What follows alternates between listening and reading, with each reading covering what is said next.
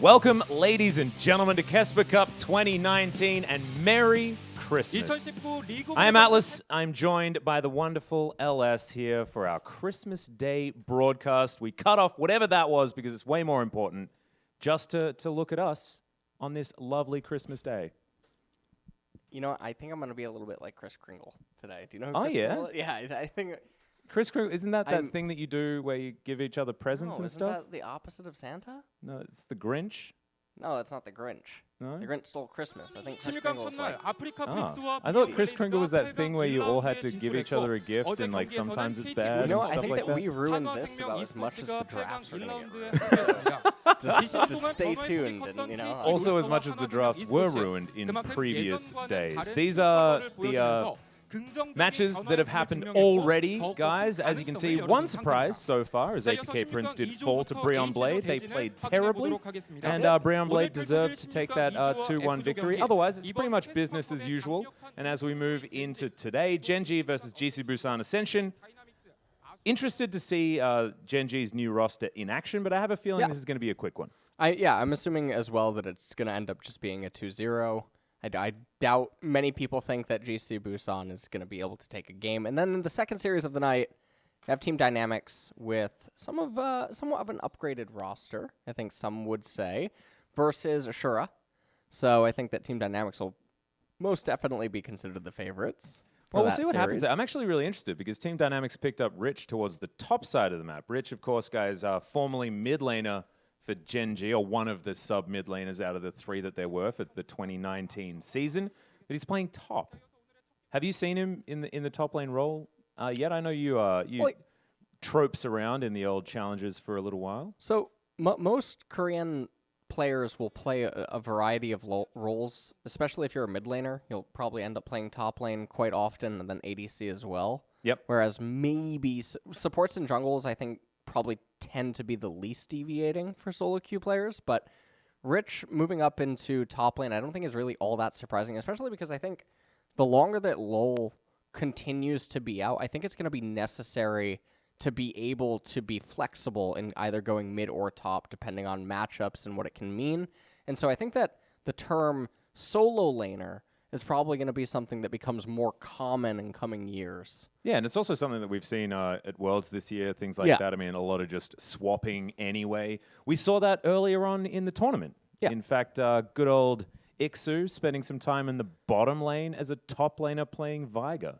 Yeah. Which was really fun. Didn't work, but look, it was a thing that happened. On your screen right now, we're checking out some of the match points here, mostly for Gen.G. Picking up Clid, BDD, Rascal. This is the most hyped team moving into 2020, I would say. If you look all around, like Korean media, you know, you look at Ambition's stream, you look at Wolf's tier list that he came out with as well. Everyone is pretty keen on Gen.G. How do you feel like they went in the offseason, Ellis? Gen.G obviously has one of the largest roster overhauls and what many consider to be the strongest. I know a lot of people, myself included, really liked SKT initially when they had Cuz. I was one of the people that said that was an upgrade, but then they rounded it out with Roach, which could be seen as a downgrade to Khan.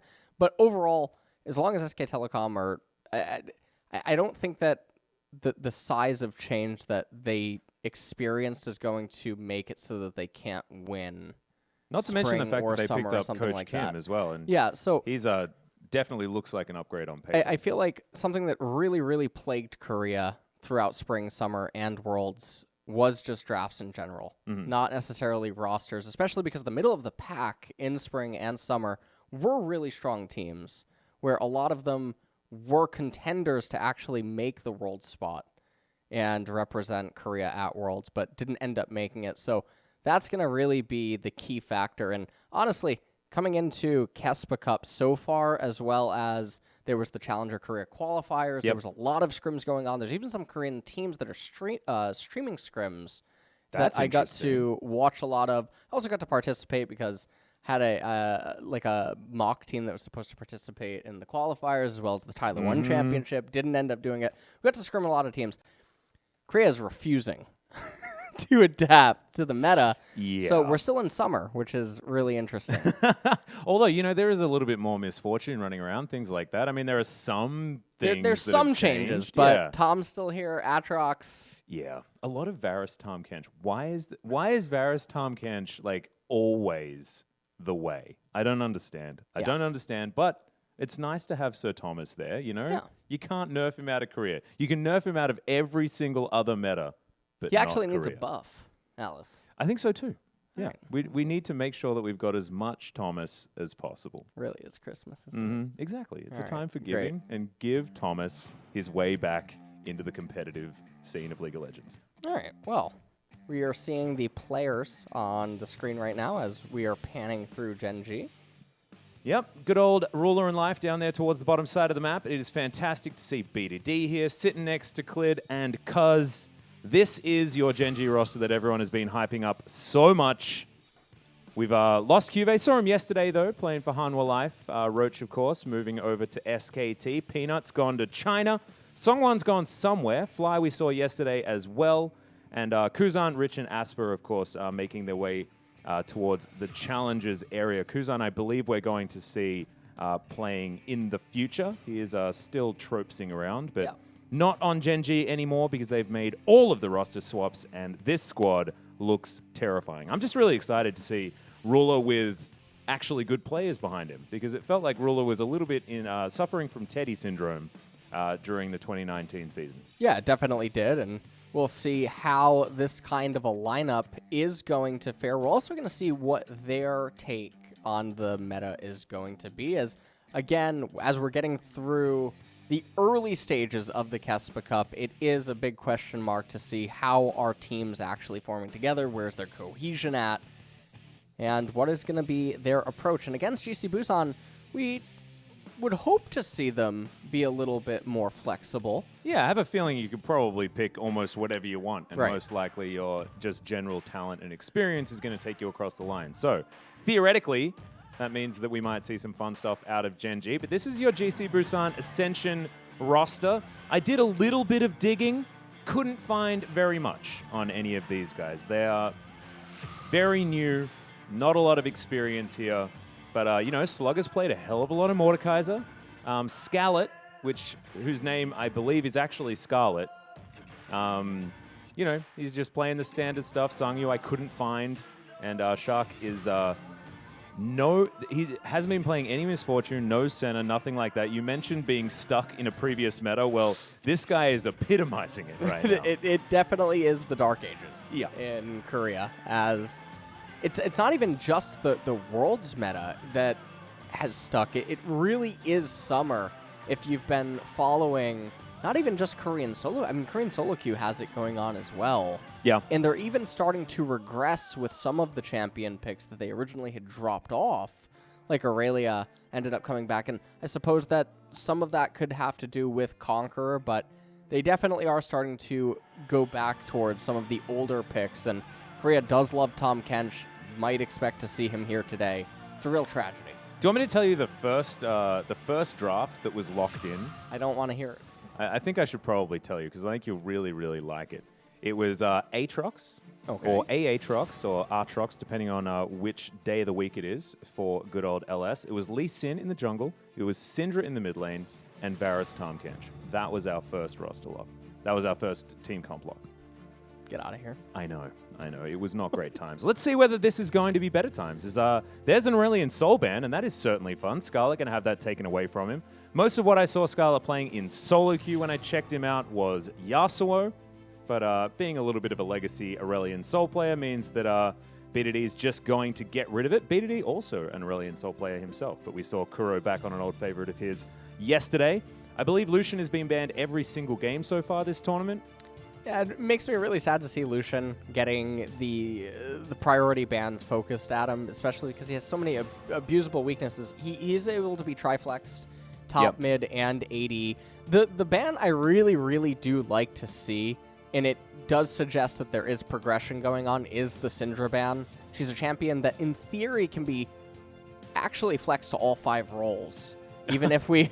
Are we jungling her? Are Are we just taking that unsealed spellbook and putting her in the jungle, LS? Is that what you're talking about? No, Dark Harvest. Oh, yeah. LEC, just wait for Syndra. Okay? All right. She's coming. All right. Maybe not to LCK or LCS. But Europe. LEC's going to do it. LEC is going to do it. Yanko's going to do it. He's going to bring it out. Well, that was Bard that was hovered for a little while. We've got Akali that makes it through for one of the first times here. Rascal, BDD, both of them very, very powerful Akali players. Probably something that you wouldn't have wanted to leave up, as that is Thresh and Varus hovered. Siva, because of course we are on 9.24B, she got a slight base damage upgrade, LS. Beautiful. Certainly got all of that information from LS's beautiful patch rundown. She is uber buffed. Not going to be picked though, as the Ezreal has been locked away here. Sangyu going to grab that one for Shark, and this is the first Ezreal we've seen so far for this tournament. Senna taken away here, and we mentioned the fact... Oh, no. Oh, there it is. There it is. Thomas is in. Life, of course, he likes his Thomas, but we know him as probably the best Gragas support in the LCK. Yeah. And Gragas would be fine. Well... But here's the favorite for good old Scarlet, and he is going to lock away... Nope. It's going to be the Vigar.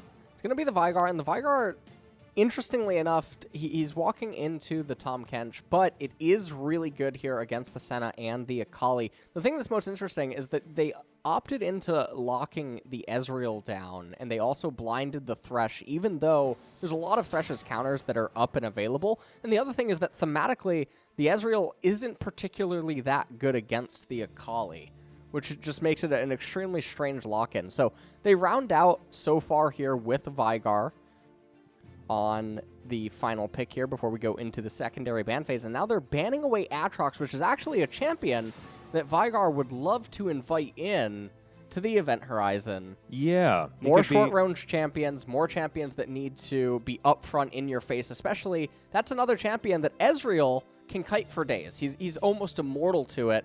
And so it's really weird to see GCA banning against themselves. It's truly impressive. They could almost pick it up. Like, Slugger could play it. Of course, Slugger, he's a Mordekaiser main, so he just wants to grab that after this next ban. I wouldn't be surprised if it was banned away at this point right now. Mordekaiser very, very strong on 9.24B, but it's Gangplank first, then Rek'Sai taken off the board. What did we decide to call Rek'Sai? What's her name? Regina. Regina. Okay, there we go. Vigar, what are we going with that? We should probably do it in-game. We'll do it in-game. Yeah, we should do that in-game. We'll save the quality content here, as that's a Jinx locked in. So we've got things changing up just a little bit. I'm wondering if that's Ezreal jungle. I mean, that's been a thing for seasons upon seasons, something, you know? A very long time ago. I'm sorry, you said this is the patch that Ezreal has his AD ratio buff on Q. Yeah, Mystic Shot buff, yep. Mystic Shot buff. I don't know if that's enough to bring Ezreal jungle back.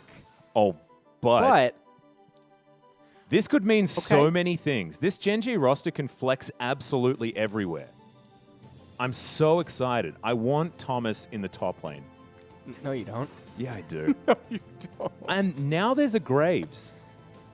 So this is quick draw buff patch as well. So theoretically, Graves feels a little bit better, but that's going to be your jungler. We've got 380 carries. We've got Vivi in the mid lane, and we've got Thrench on the bottom side of the map. So GC Busan Ascension, if they've done anything, they've innovated. They've made some changes, and things are looking fun. But on the side of Gen.G, they've got a hell of a lot of options as well. Clid, back to a favorite of his in the Gragas, and BDD going to be taking that Kiana to the mid lane. Rascal on his favorite Akali on the top side of the map. Could potentially be abused by the Ezreal, given that range advantage and Ezreal's slipperiness. Yeah, so Ezreal going into the top lane, I'm wondering if he's actually going to be an AP variant rather than just an AD, and that's why they opted for the Graves to be the physical damage jungler coming in. But the Vigar does answer almost every single member on Gen.G, but he does actually have to take into consideration the Tahm Kench. Outside of that, though, there's so much scaling on GCA's team composition, and if this game can make it past the mid-game point, things should get dangerous for Gen.G. Whether or not that's actually going to mean anything due to what I think most people would assume is a team discrepancy in terms of skill level, I don't really know, but it is something to point out. Not to mention the mid-game power spikes coming out from Gen.G with this squad, and they're all assassins, and there's only a Thresh for any sort of defensiveness apart from the event horizon. Like, This game ticks over 17 minutes, and there are so many members of Gen.G that can just one-shot GCA. But here we are, game number 1 of Christmas Day, Gen.G versus GCA. Do we want to do the fan chants? Do you want to do fan chants? Okay. Gen.G, 하나, 둘, 셋. Gen.G, fighting. No? No, he's not getting there? This is LS trying to get the microphone around the room right now. We can make this just like we're in LoL Park. Uh-huh. Okay, ready? We'll do Gen.G. No, we just did Gen.G. Okay. That's done. That was a terrible performance. You got GCA. Let's make up for it. Go ahead. GCA, 하나, 둘, 셋. GCA fighting. Nailed it. There you go. That's just like we're in LoL Park. Yeah, the one person. The one guy that came for GCA. There you go. Probably should have been a few more for Gen.G earlier on. Let's get to the game. Let's have a look at what's going on here as we've got Gen.G preparing for a potential GCA invade that is not going to come. They've just gone for the 5-point defense system, moving their bottom lane all the way down immediately and allowing Graves to start off on his Brambleback by himself. Because, of course, he can do that. Kiting camps is something that Graves is pretty good at. Yeah. He's basically immortal inside of the jungle. He doesn't really take any damage. Interesting to note, he is going Electrocute, so we'll have to see. Well, this is most likely going to be the Lethality Graves. There is the variant where he can go for the crit Graves by going Storm Razor due to the itemization change. He has a very, very nice build path into crit Graves with the Storm Razor. Just gives him really nice recalls, early access to everything that he ideally would want, and a lot of skirmishing potential. So, probably going to opt into Lethality, like we just mentioned. Cleanse on the Qiyana with the Electrocute. But, again, eyes need to be on Gen.G in the early and mid-game. Clid needs to make things happen, because a lot of these lanes aren't really all that favorable. And with the scaling advantage going to GCA, things obviously get ugly. But I got to be a little bit honest here, Atlas. The Graves is not kiting too well. Okay? No, I mean, he's losing. The immortality that you're talking about is only half true, given his health bar being at about half. I guess he does have double potion. I am lost sight, so yeah, it's a little hard for me to see the number 2 on the monitor. Oh, and look at this. It's Omni Stone Slugger on his Ezreal top side of the map. I love it. Look at that. Omni Stone a little bit smarter on this patch. Now he's going to give you stuff based on what's happening and what you want, and not just giving you random things over and over again. And of course, when it comes to Kleptomancy champions, that is an option. There's the Piercing Darkness on the bottom side. Ruler just giving some damage across, but it's a relatively even trade there for bottom laners, despite Senna being very healthy. Just a short trade going out here down in bot lane. Neither are really accomplishing anything, though, so you have to wonder, if you're Tom Kenshin Senna right now, what are you trying to achieve? You have the teleport on Senna. You're not actively looking to fight. And the lane's already reached a state where Jinx and Thresh don't have to fight you if they don't want to. And so this giant buildup of a wave and slow push is definitely a little bit confusing. They're going to find out where Graves is now. Whoa. Scarlet's not having a great time. There. Maybe go back to StarCraft. What? Scarlet? Oh, the player, the Zerg player. Yeah, there we go. Haha. See what I did there?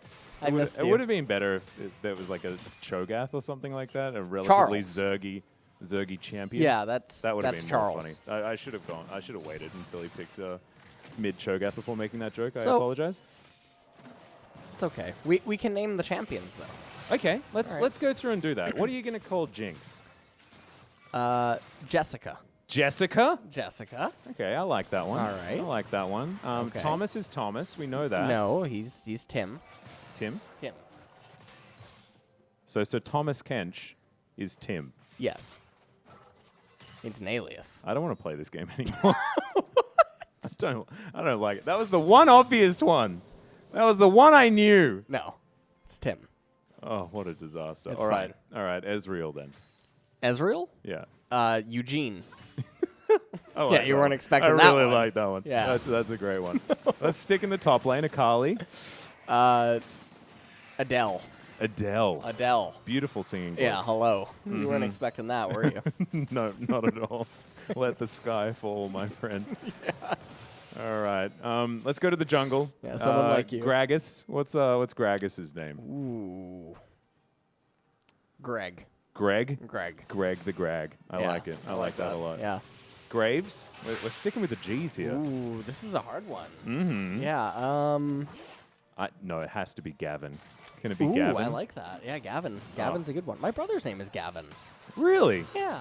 But we have almost dead. We have a fight that's about to... Here he comes. Boosting into the bottom lane. BDD flashes over. First blood. So easy. Shark now at about 100 health under the turret. But how safe is it under there with 4 hungry members of Gen.G hanging around, just waiting for this minion wave? They have a teleport if they want one as well. Okay, Ruler is actually going to flash, but he's still... No, he's not going to die. Gets devoured. The Jinx goes down. It was a whoopsie, but Devour is still so strong. This is why Tim is picked in the bottom side of the map, or Sir Thomas Kench, depending on what you want to call him today. Piercing Darkness, not going to be enough there as Ruler picks up a Dark Harvest stack at least. He wants level 6 to be able to throw out that ultimate, but it is not quite the Dawnbreaker's... what is it? Shadow of the Dawn or something like that? It's a Dawn Shadow type move. I'll have to work that one out as Gen.G do back away, but it is going to be 2 kills down there and already a pretty big lead. Yeah, and I mean, it's absolutely horrendous now, the current game state that GCA are going to find themselves in. You can even see Clid.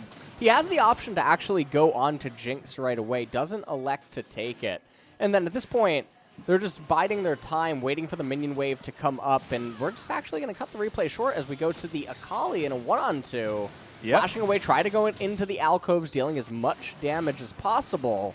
But is able to actually get the 1-for-1 trade in that 1 versus 2 scenario. So nicely done there as another W is going to land. BDD dives on forward, gets the ult, gets the stun, and now Execute could be in trouble. Piercing Darkness, not quite enough damage. As Ruler's going to pull back, grab these minions, and this is just going all Gen.G's way. Despite Rascal losing his life, it was still fantastic work to be able to pick up that kill onto Slugger, and has his teleport to get back to that lane whenever he wants to, but not going to. Going to move down towards bottom side and just answer the lane swap. And it is really interesting to note that GCA were aware of the situation inside of the game. They weren't going to achieve anything in the bottom lane anymore, so they tried to initiate a lane swap and try to get a leg up and just concede the initial Clown Dragon. But what ended up happening up in top lane is they lose out on it. Now they're losing out on the bottom side of the map. They lost the Cloud Dragon as well, and they're just hemorrhaging at literally every single point in the game right now. Yep, and Ruler is just safely underneath his turret at the moment. Has himself a ward there, so we'll spot Sangyu moving over, and Life is going to get up here. But 4 versus 2 is going to mean that Ruler gives away position and will give away this plate as well, top side of the map. Rascal, though, is capitalizing bottom side. There are 3 plates left, and can probably pick one of them up before anyone makes it down there. No teleports available, and no one even in the immediate vicinity. This is GCA certainly committing extremely hard for this top outer turret that they shouldn't be able to get right here. And of course, with turrets having that extra defensiveness as well, especially considering the amount of champions that are close by, it's going to mean that's very difficult to take down. I mean, the other thing about this is the change to shared XP, but then also in addition to that, the turret plates got nerfed. They don't give as much gold as they used to. So this is it's a questionable decision. Well, they're also trading evenly when it comes to the turret plates anyway, so it's a bit of a disaster given the fact that bottom lane is just being soloed down by Rascal. He's probably faster at killing that turret as well because there's no one there to try and defend, and he's there solo, so of course you're not going to get all of those defenses, and as you can see, this is going to be the second last plate taken very comfortably. We'll only grab that 120 gold, but 120 is still about half a kill. And I mean, the thing about this as well is that the level or an XP advantage is being obtained throughout the game so far in Gen.G's favor is one of the advantages that GCA, they're going to feel in upcoming team fights, especially because the Infernal Dragon's coming up. I mean, we're getting a quick replay of this skirmish up here in top lane. Obviously, Rascal shouldn't flash away, but he probably thought he could deal a little bit more damage, and then maybe Ruler could come in and pick up a kill on his teleport. But as it stands in the current game, Gen.G, they should just be completely content to play ping pong with the lanes, get the Rift Herald, wait until the Infernal Dragon comes up. They're going to get that for themselves as well. And they're perfectly set up to just have a very explosive mid game with the size advantage that they've already accrued so far. Not to mention the fact that that's what their composition wants. It wants the mid game, and it just wants to be able to fight around there. And they are certainly on their way. 3,000 gold, currently the lead, and it's almost like the mid game doesn't even need to get here, as they are just straight up winning regardless. We've got Hextech Gunblade already completed for the Akali. She is online. One Serrated Dirk is done. Newly buffed Serrated Dirk, despite the missing Headhunter passive, as now that's the snare. Landing onto the Graves, Abyssal Voyage right into the middle. Teleports coming in as well. Huge cask into the back line as Sangyu is going to go down first. Slugger now in trouble, and there's the ultimate that flies through from Ruler. Pretty difficult to dodge that one, as now Scalet, 5-point strike, not enough damage. But Clid is able to take down the Ezreal despite being very, very low, and Gen.G just wiped the floor with GCA.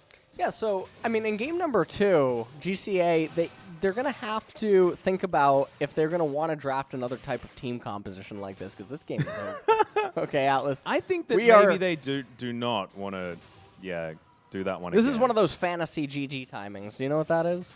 Fantasy GG? What? What do you mean? From StarCraft 1. He would never leave. Oh, no. The I pro do player, know those he would never timings. leave the game. Yeah. Sorry, when you said fantasy GG, I'm like, it's like a GG in a fantasy world? I don't understand. No. Like, but yeah, no, I do remember that. That's fine. I do remember that. Are there like rules against that now or something like that? I think that you can't surrender unless it... I'm talking about in StarCraft. Like, the GG timings, I thought, like, because I haven't seen any fantasy GG moments at all, like, watching competitive StarCraft these days. Well, I wouldn't know lately, but we can take a look at the replay first, as we're going to see GCA making a pretty interesting decision. They're really investing into this. This is definitely a questionable decision. Abyssal Voyage delivering Gragas, and that is a whole lot of man right into the middle of the team fight. Supreme display of talent right there. As well. Massive wombo combo, but GCA, they have no business doing what they're doing.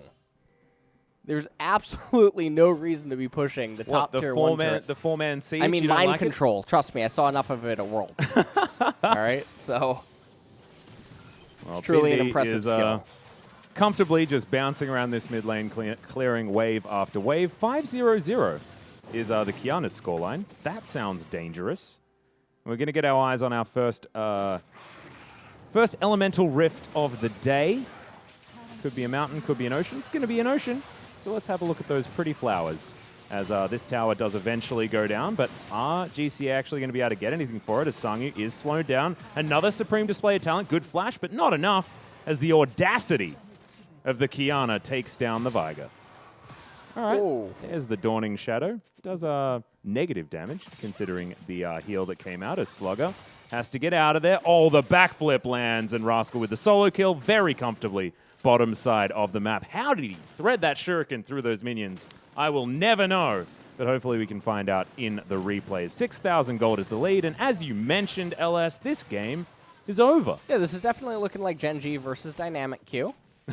That is exactly what's going on here. Come up in the next in match. GCA, I mean, they did a really impressive thing. They managed to actually queue for ARAM and locate it in the top lane this game, which I thought was that was T-Ram. Wait, it was impressive. A-Rat. It's A-Rat. Yeah. I don't know where the acronyms were. You know what? Right now they're from Busan, and right now they're up in Seoul. That's why they went to top lane. Ah, it's all a little bit upside down. It's like we're doing a geography lesson right now. Northern Hemisphere. I'm trying confused. to teach you things. Yeah. Okay.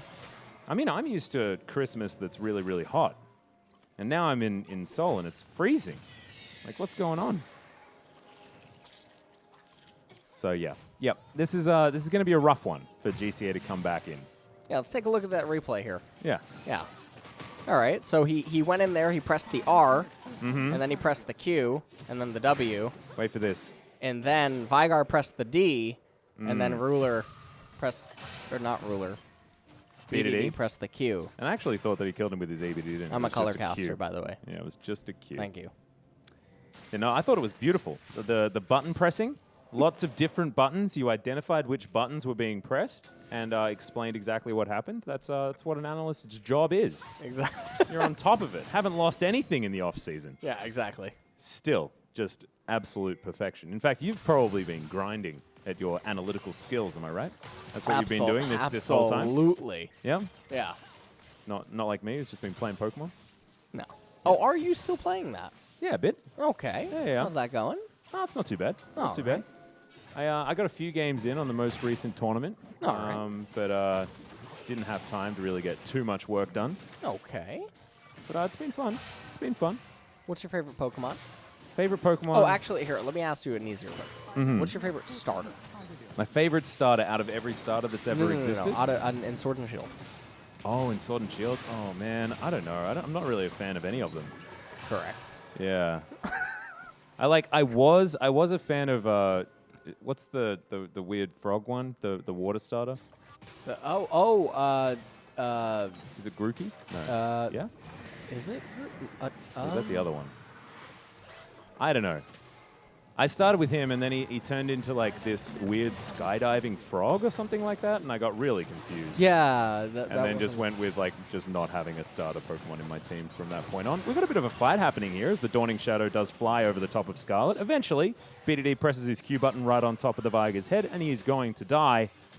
And our Gen.G continue their siege 5 versus 4, despite having BDD off towards the side. Yes? Pokemon, Gen.G is sort of like the protagonist, and GCA is like Hop. Oh, this game, you know what I mean? Yeah, like just kind of depressingly not good enough. Yes. Yeah, it's a little bit like that. I kind of agree with you. As we see the fight breaking out, Jinx died before the fight even started. Close. And Ruler goes down relatively low, but he was never going to die. Rascal is now hunting for Slugger, shoots him with his sword gun, and gets him with his second R button. Really nicely done there from the top laner. But when you're 15-1 as far as the kill scores, it's 17 minutes into the game, and it's a 12,000 gold lead. Well, they're trying to outdo SK Telecom here, Atlas. Okay, so that is exactly what's going on. But that being said, you're probably wondering, am I impressed with this game? Yeah, I was. I was definitely impressed. I'm not. Sorry, I was definitely wondering that. And There's you're one never impressed. Okay, one death. Yeah, Rascal's and just they lost the inting. turret. Yeah, terrible. So. Yep, well, there we are. Debbie Downer, stepping in. Thank you very much. Debbie's not in this game. Who is Debbie? Darius. Diana? Debbie's been. If it's Diana, then Debbie's been globally banned. We've got it because she doesn't want Debbie Downer to be in the KeSPA Cup. This is Christmas time, LS. All right. All right. There's no Debbies allowed. All right. Got to wait until LCK to start before that one happens. As this Gen.G squad looks really scary. But the thing that I'm trying to comprehend right now is what do we actually learn from a game where none of these players on GC Busan Ascension have any experience at all in LCK or in any league, haven't even played for challenges. In most cases, most of these players have only really been considered pros even in the challenger level for a year tops. So what do we actually learn from Gen.G watching the play that they've demonstrated thus far? Do you think it's been of top tier LCK caliber? Well, I think that this is definitely on the side of an actual domination. Just because there's a Challenger Series level team or a third tier level team, they call it Sambu in Korea, doesn't mean that they can't hold their own or make games go even or get through the build order phases of the game versus LCK teams. So even though that's obviously not what's happening, this is a complete blowout, it is a really good sign, obviously, if you are a Gen.G fan. So going back to yesterday, we had KT that really struggled versus a KEG Ulsan team that was, they were like a lot of trainees for Dragon X actually on that squad. However, they hadn't been playing at the top level or anything like that. They were able to put up a huge fight against KT throughout most of the early game. Do you think that we learn most about a team with a lot of experience and things like that, as we do have a bit of a siege? I might have to hold this point, as Event Horizon did land onto Ruler, but the Piercing Darkness is too much, and the ultimate flies through as well. So many low health bars. As there's a springboard display of talent. Everyone's stuck underneath the turret. Triple kill for Ruler. The Quadra comes in the end. That's the ace, and that will be finally the game ending. My point was going to be that KT struggled to close out in the earlier stages, but Gen.G have demolished GCA as the clock ticks to 20 minutes, they are going to end this game. So far, the fastest game of the KeSPA Cup for 2019 and obliteration on Gen.G's side. Yeah, if you're GCA, you probably don't let this game actually get to you. It snowballed really out of control very early on. They tried to respond with a lane swap top lane. It didn't end up panning out. They made... There was 5 people behind the decision to be in top lane pushing that tier 1 turret, so I don't even... That's some... Yeah. Someone needs to check the heat levels in the booth or something. I don't think there's much activity going on there with that decision making, but... I mean, for me, it seems like... You remember back to some of our most famous games that we've seen. It's teams that aren't necessarily expected to win doing something completely insane and then winning. I mean, I'm reminded of certain Blitzcrank games where, you know, they just siege in the mid lane and they're able to snowball through. That just doesn't work anymore. These sort of strategies don't work. And what my point was going to be about the KT game yesterday is that teams with, you know, newer players, the laning phase is when they should be good. Yeah. Because that's the bit that you can practice in solo queue. That's the bit that gets you onto a team. It's the build order phase, yeah. Yeah, exactly. Like you were talking about in the build order phase. But it's the late game where you need to get coordinated, that you need to be able to keep that level head and, you know, win these team fights strategically. That's when it can get hard unless you have all of that experience. GC Busan Ascension got absolutely rolled in that build order phase that you were talking about. So that just shows the immense power of this new and improved Gen.G squad. Yeah, and I realistically don't think that there's probably any hope for GCA going into game number 2. They could maybe try to flip some coins and pick Sinner champions. And by Sinner champions? What does that mean? Well, not honest gentlemen. You know what I mean? Okay, so champions like that have to win the game early. Karthus is a gentleman. Oh, yes. He wears a hat. He's definitely not a sinner. I was just thinking, you know, because... he has a robe. Come on. Honestly. Does that make you honest? Wearing robes? Depends. I don't know, man. I don't think your clothing really tells you whether you're honest Alice, or not. you strike me as a bit of a sinner. Oh, well. Okay, so I don't want to hear it. Okay, I apologize. I certainly apologize. We didn't see too much. Having a look at the highlights here, we didn't see too much of the Akali nerf that theoretically came through, as the supreme display of talent was certainly good, but the lantern that was taken before it was a bit of a yikes moment, given the fact that lined them both up. This fight was where it all went wrong for GCA.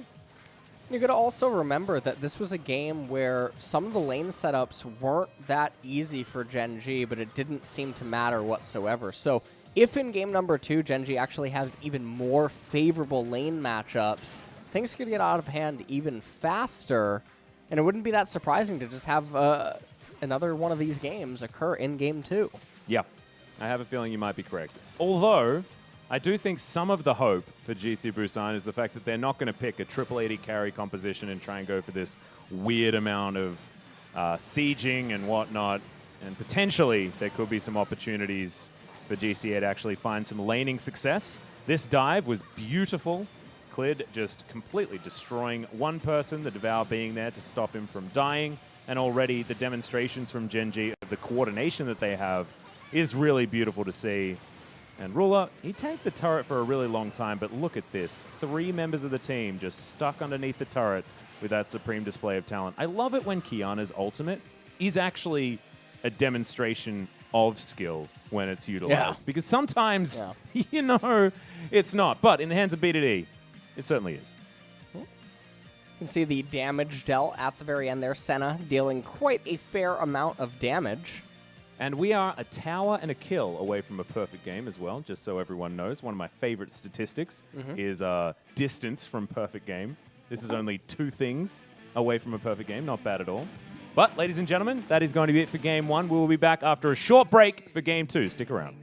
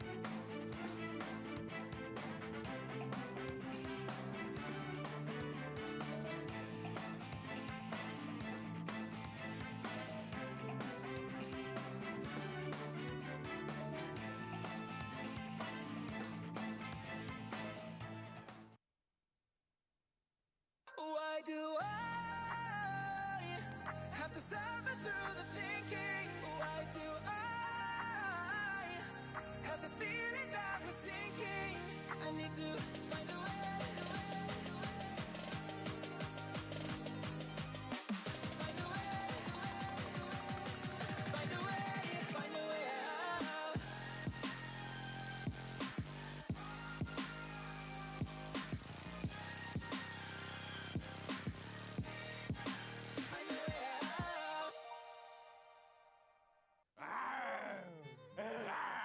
안녕하세요. The Lion, The Tiger 장민철입니다. 크리템입니다.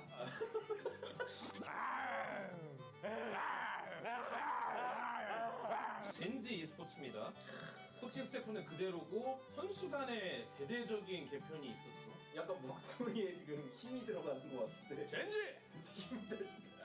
근데 실제로 제 지금 평이 전체적으로 좋아 보이는 건 맞아요. 그렇죠. 팬분들의 평이나 전문가들의 평도 그렇고. 아무래도 핵심은 클리드. 클리드라는 이 굉장히 맛있는 재료가 들어왔기 때문에 호불호가 없는 재료거든요. 맞아. 웬만하면 다 맛있어 하는 약간 치킨 같은 그런 재료기 때문에 기대를 많이들 하고 계시고 뭐 코칭 스태프들도 우승 경험이 있고 세계 대회에서 기대가 많이 되는 팀입니다. 그래서 그 클리드와 더불어서 짝꿍이 중요했는데 BDD가 같이 들어오니까 이제 미드 정글이 확실히 예전보다 좀 많이 강해 보인다라는 평이 많을 수밖에 없는 것 같아요. 실제로 지난 시즌 막 계속 올해 돌이켜봐도 젠지가 좀 많이 힘들었었잖아요. 특히 미드 정글 쪽에서 주도권 잡기도 되게 어려워요. 맞죠. 그래서 바텀 위주의 게임을 할 수밖에 없었는데 BDD 클리드의 장점은 서로가 서로를 알아보기 좀 어려워요. 이게 치킨과 백숙의 느낌? 그런 밈이 있거든요. 얼굴만 바꾸면 모른다고. 아 맞아요. 되게 형제다 이런 얘기. 네, 조금 닮았다. 외적으로도 게임 외적으로도 그리고 게임 내적으로도 공격적이면서 화려한 그런 스타일이 닮았거든요. 양 선수가. 이 시너지가 얼마만큼 날 수 있을지가 기대가 되고 맹수까지는 아니에요. 이 팀. 이 팀도 맹수가 아니야. 맹수는 아니지만 맹수는 뭐 우리밖에 없어. 맹수가 누구야 도대체. 우리도 잡아먹기 힘든 초식 동물이 있죠. 코끼리? 코끼리. 성인 코끼리는 아니야. 아직 아기 코끼리. 아직 아기 코끼리 전보까지는 안 됐다. 이게 아기 코끼리가 실제로 우리한테 잡아먹히거든. 맞아요. 우리도 성인은 못 건들. 우리가 뭐 맘모스를 건드릴 수 있는 건 그렇죠. 근데 아기. 아직은 성장이 좀 필요하다. 아직 합이 뭐 어떻게 만들지도 그렇죠. 모르고. 네, 조그만 코끼리다 아직. 젠지 e스포츠의 키플레이어를 한 번씩 뽑아볼게요. 어쩔 수 없이 클리드 얘기를 할 수밖에 없을 것 같아요. 클리드가 키플레이어고 T1에 있을 때 진짜 월드 클래스급 정글러. 저는 감히 세계 최고 넘버원 정글러라고 평가를 했거든요. 그 당시에. 지금도 그렇지만. 근데 과연 젠지 e스포츠에서는 그때만큼의 날아다니는 실력을 보여줄 수 있을 것인가? 클리드가 키플레이어다. 저는 그 클리드 친구 BDD를 이제 얘기해야 되는데 BDD 선수가 그런 게 있어요. 약간 이제 관점을 바꾸면 왜 저렇게 고평가를 받아 하는 시선도 있긴 해요. 있죠. 왜냐면 실제로 이제 몇 년 동안 어찌 보면 보여주기 좀 약했거든요. 팀이 그렇기도 했고 네. 본인도 근데 그런 상황에서 우리 뭐 팀게임이다 보니까 이게 쉽지 않거든요. 평가라는 게. 맞아요. 그래서 약간 나쁘게 보면은 라인 정도 뭐 이런 느낌. 그냥 너무 고평가받는 거 아니냐 이런 시선도 있는데 그걸 이제 지금 이 팀에서 그리고 정글 클리드와 맞아 떨어졌을 때 이제는 뭐 확실하게 판이 깔렸으니까 그렇죠. 여기서는 잘해야 되죠. 뭐 팀 코치 코치님 나오신 것 같아요. 아니요. 그러니까 BDD가 이제 뭐 팀에 따라서 조금 성적이 갈릴 수도 있겠지만 지금은 솔직히 이제 정글러가 클리드니까 BDD도 어느 정도는 기대를 받을 수밖에 없거든요. 미드 정글 세트다 보니까 그래서 BDD와 클리드 키플레이어로 뽑아봤고요. 순위 예측을 해야 되는데 이거 저는 바로 그냥 멀리 가서 저는 우승. 바로 그냥 다이렉트 고속도로로. 이게 어느 정도 인정은 해주셔야 되는 게 이분들하고 항상 밥 먹거든요. 회사에서. 지금 그런 게 문제 아닙니까? 예? 지금 그런 게 문제 아닙니까? 우승이라고 할 수도 있지. 내가 말도 못해요. 아니, 그럴 수 있지. 이거는 뭐 객관적으로. 주관적으로. 저도 근데 4강 이상은 갈 것 같다. 그러니까 완전 위쪽으로 갈 것 같다고 생각해요. 최소 4강.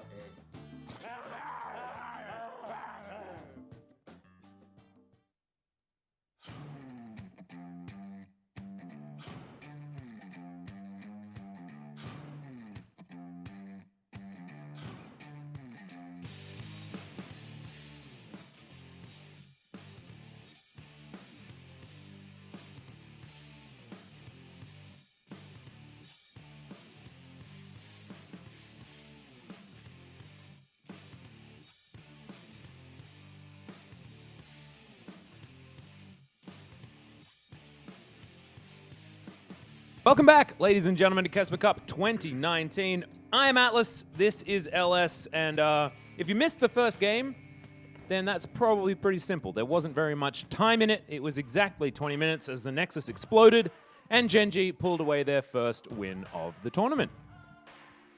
Well, as we can see here, we have a player change on our stream. Yeah, we just need... All right. We need a little bit more Jin Air. Life is out. Yep. Out of life. You get it? Well, I mean... Because they just took the life out of... It was a joke, Atlas. You're supposed to laugh, but it's not funny. It's not. It's very cringe. Yeah, it wasn't a great one. I don't know whether there's like... That's okay. I was trying to think of whether there's a better way of doing it, though, and I think that you nailed it. I think Thank you. I really did think so, too. Thank you. Yeah, the one option for that joke was certainly there. However, this Gen.G squad certainly looking terrifying. And I imagine, putting in a Jin Air support player, of course, was down there with Root for Jin Air in the 2019 season, and is now joining Ruler here. And their bottom lane actually didn't look too bad on Jin Air's side. It was everywhere else that was on fire. That was actually the one glimmer of hope on Jin Air Green Wings. But interestingly enough, we're actually just jumping immediately into game number 2. Pick ban here. And we're going to have to see if any deviation is going to occur in terms of how GCA is going to try to attempt to draft a team, as well as what is Gen.G going to do now. Well, Gen.G have decided that they're not going to change anything. They're just going to ban Aurelion Sol and Lucian and move on from there. But GCA, their adaptation, beautiful. Senna, got a quadra kill towards the end of that game. Ban her away. Rascal, pretty good at Akali, as is BDD. Just spoiler alert. So we're going to ban her away as well. And so Gen.G are going to have to choose some different champions to run over the top of GCA with. This is looking like a misfortune first pick, but Shark has not been playing any of her on the account that I inspected. Son of a... What's going on here? Are we going straight to Oshag Hennessy's office already? I think that we are, because Atrox is getting picked up for some reason. Yeah. We're almost in Season 10. Yeah, we are. And for some reason, these players are convinced by some act of God that this is a good champion. Hey, like over in the Demacia Cup, Aatrox is also second most picked top laner. Oh, he's really great for 1 and 2 items, and he does this thing called he sort of like falls off a cliff. You ever seen that? Yeah. No, I saw that a lot, actually. Yeah, because we've been seeing a lot of Aatrox get picked up. It's a really weird coincidence how it always happens. Well, Regina locked in. Regina's alongside, Ruler's just taking us through the bottom lane tier list. I really like this. He now has his hands on the best one. This is Misfortune. This is exactly what Ruler's been practicing. He is a meta slave. He absolutely loves it. Makes sure he gets his hands on the strongest champions as often as he can. And he's been doing a lot of winning in solo queue on the old Misfortune. And we saw yesterday that, she's pretty strong in the hands of the right people. As GCA, what are they going to pick now? Well, we're going to see how they're going to respond to this. They pick up the Thresh, even though so many of his answers are still open. And now with the Thresh and the Aatrox, you've already showed your hand as a heavy engage comp. They're going to go a step further and just pick up an Ashe, and they're just going to invite the champions that counter both. So Sir Thomas actually is a pretty bad champion, but he's not that bad here. Morgana isn't even really that bad here as another response. Blitzcrank is getting hovered in. It's going to end up being locked in. Yeah, because the one way to beat a hook champion is to also be a hook champion. So if someone gives you a tug, you just give them a tug back? I guess that is the theory. I'm not going to go into what that means whatsoever. As bottom lanes and jungler locked in here for Gen.G and GCA have top lane and Thresh and Ashe. As I hope I did my best trying to reroute that conversation, because that was going down a path that was going to lead us into areas that we're not allowed to talk about. As Talia going to be the first ban on Gen.G's side. Of course, Scalet been playing a lot of that recently, and Sangyu as well does like his AP junglers. Bit of a Nidalee and Talia enthusiast from what I have seen. Well, so far, I mean, this is gearing up for a potential Karthus pick, whether or not GCA will end up doing that. They are primarily only AD right now, and so obviously AP junglers would be the things that are on your mind. So with Elise and Talia now banned away, Gragas going to be the next one to bite the dust. Yep. This is really only leaving a few options. Syndra also banned, although not really sure if any Korean players have begun to pick her up inside of the jungle. But the jungle role is extremely pinched right now. I mean, Lee Sin's still available. Olaf's still available. Has been very popular. But like you say, not going to be dealing that magic damage. Aurelia locked in here, most likely, for a solo lane of some kind. I was about to say most likely for BDD, but Rascal, of course, loves the Aurelia. And that's that Lee Sin that I was talking about, and the Lee Sin that our good friend LS did not want to see, despite the fact that he shares an acronym. As there's Mordekaiser, so that's some magic damage there for Slugger, or Scarlet, depending on where Mord is going to be going, and doesn't do too badly against the Aurelia either. So the Aurelia came in mostly because she's able to be flexed mid and top lane, but if she's able to match the Aatrox, then she just has a straight-up advantage against him inside of the lane.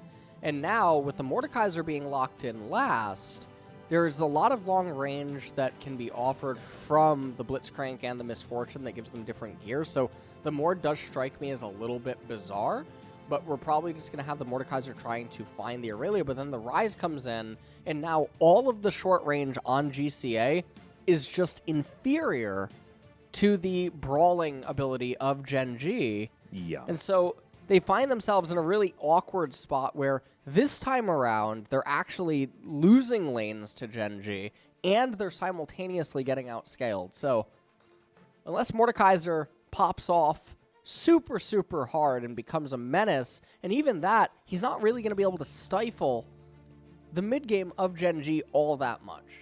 Yeah, this is really hard because, of course, if GCA are going to do some weird stuff where they swap around their Mord and Aatrox, you can do exactly the same thing with the Rise and the Aurelia. So looks like Gen.G may have another draft victory on their hands. Let's just see whether this game is going to last longer than the 20 minutes that it lasted for in game number 1. I want to see a little bit more out of GCA. I want to see them get this laning phase a little bit under wraps and maybe not go for more sieging, especially not with the amount of short range that they have this time around. They went from triple AD carry to single and a whole lot of melee champions. So let's see whether it's going to work out here for GCA or whether it's going to be Gen.G just demolishing yet another team, or GC Busan yet another time here today for some lovely Christmas Day KeSPA Cup. We want as much as we can as we get into game 2 of Gen.G versus GCA.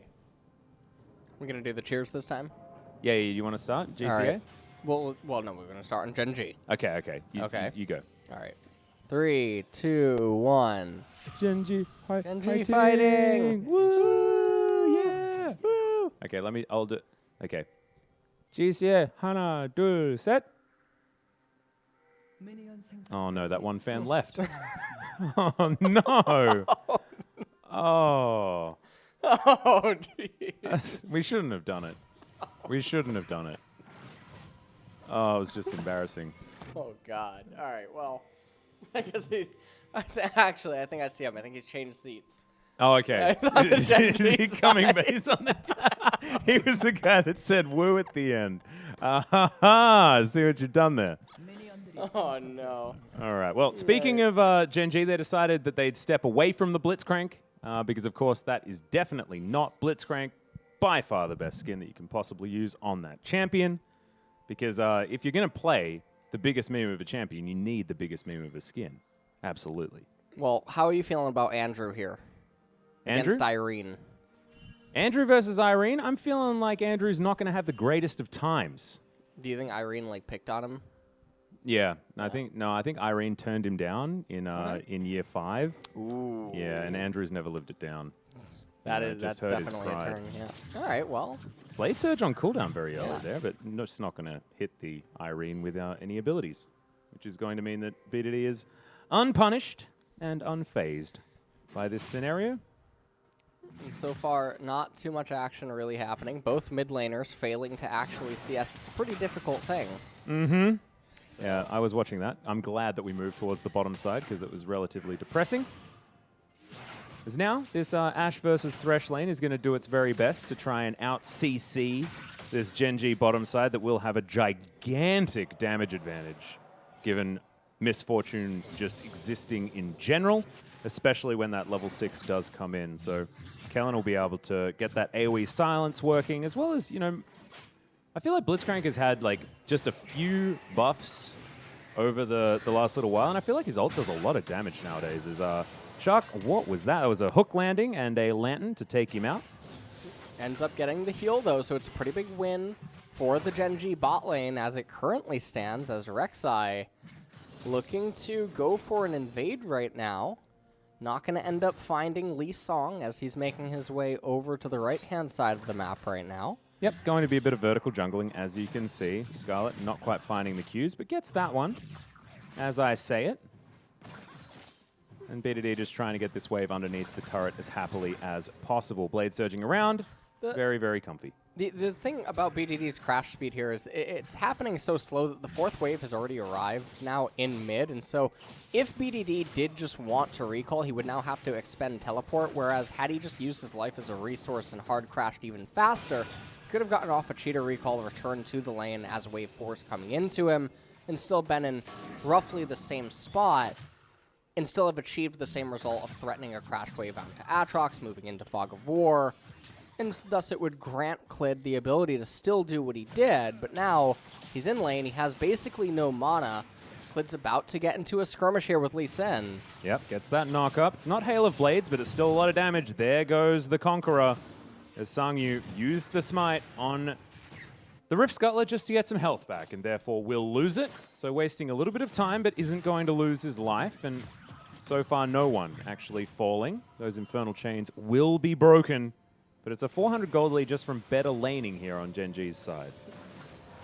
Really now getting a pretty big crash in on. Meanwhile, bottom side, Execute looking extraordinarily low in first blood. Once again, going to go over to Ruler. Shark trying to get it back here as Ruler flashes, heals, and is going to keep himself alive. Shark may not be as lucky now as he has to flash to get himself out of the way, and you can see Kellin, he's hungry. He really wants that hook mana back up again.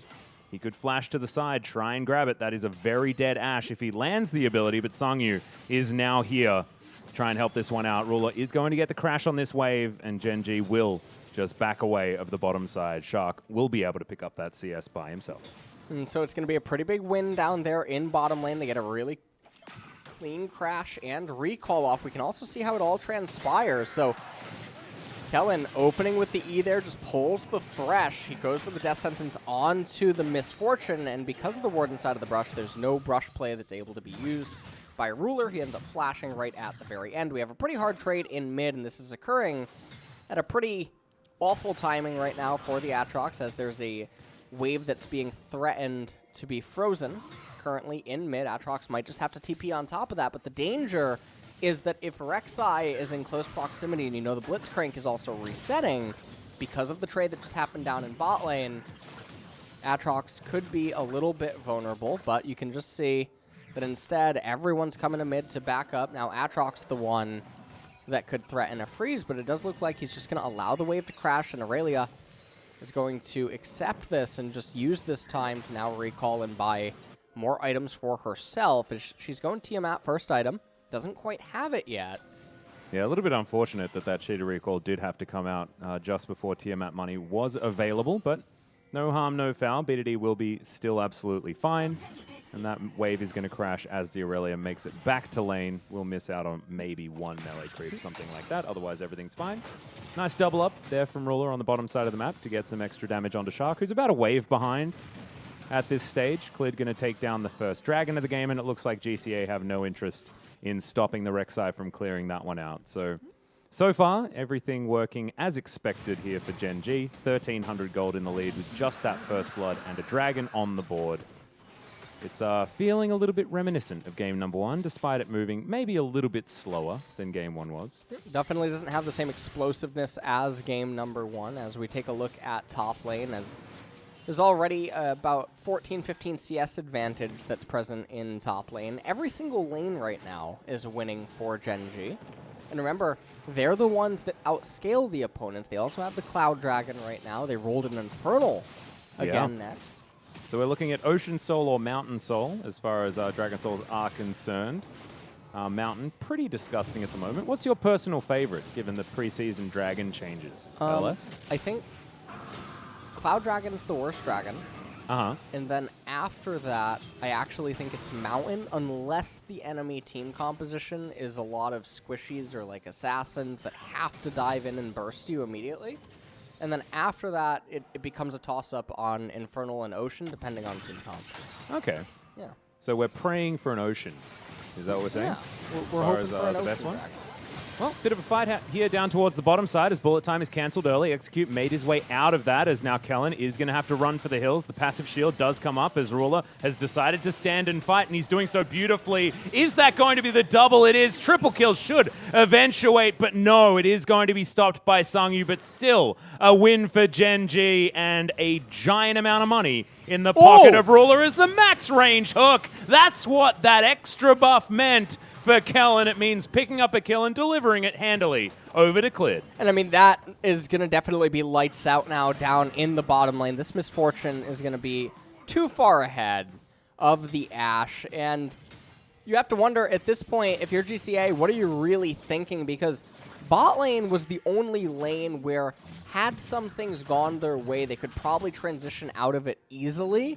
And with the Mordekaiser just falling so far behind with the Dragons going Gen.G's way, you have to feel quite terrible right now in this current game state. As we take another look at the replay, Hook comes out, chained into the E. Misfortune ultimate, but Rune Prison right there on the Mordekaiser, pretty nice. Yeah, not bad at all. Had all the time in the world, though, on Rascal's side, as this is Ruler going on in there. The Q did land onto the Misfortune, which is what cost her life. But still, Kellin follows it up. Look at the hook range. Oh, baby. That's the buffs that you want. Ignore that Prey Seeker. That was unnecessary. Clid just gets a very comfortable knock-up. And, yeah, Gen.G off to about the same start as they were at in Game 1. In fact, I believe there was a scoreline around this time of about 4 versus 1. So 2,000 gold. And 2 minutes on this Infernal Drake that should belong pretty comfortably to Gen.G. Giant lead coming out of the jungle here for Clid as well, who's completed his Warrior Enchant and is quite a few camps in the lead. 5 by my count. And right now, I mean, he's picking up the Rift Herald, has the help from the Aurelia. Ow. And yeah, the Misfortune, she hurts. Yeah, that double up is, that's a lot of damage. Certainly don't want to be in range of that one. As Shark and Execute just trying to hold on, continue farming things out. As far as farm is concerned, things absolutely fine for the Ashe. After picking up that big wave after the death of his support earlier on. Certainly is helping out there as Shelly pops her way around the side. Shirley going to be available this game as well, so looking forward to saying hi to her. 66% of her health falling down there. Poor Shelly. She struggles a little bit to deal with headbutting these turrets these days.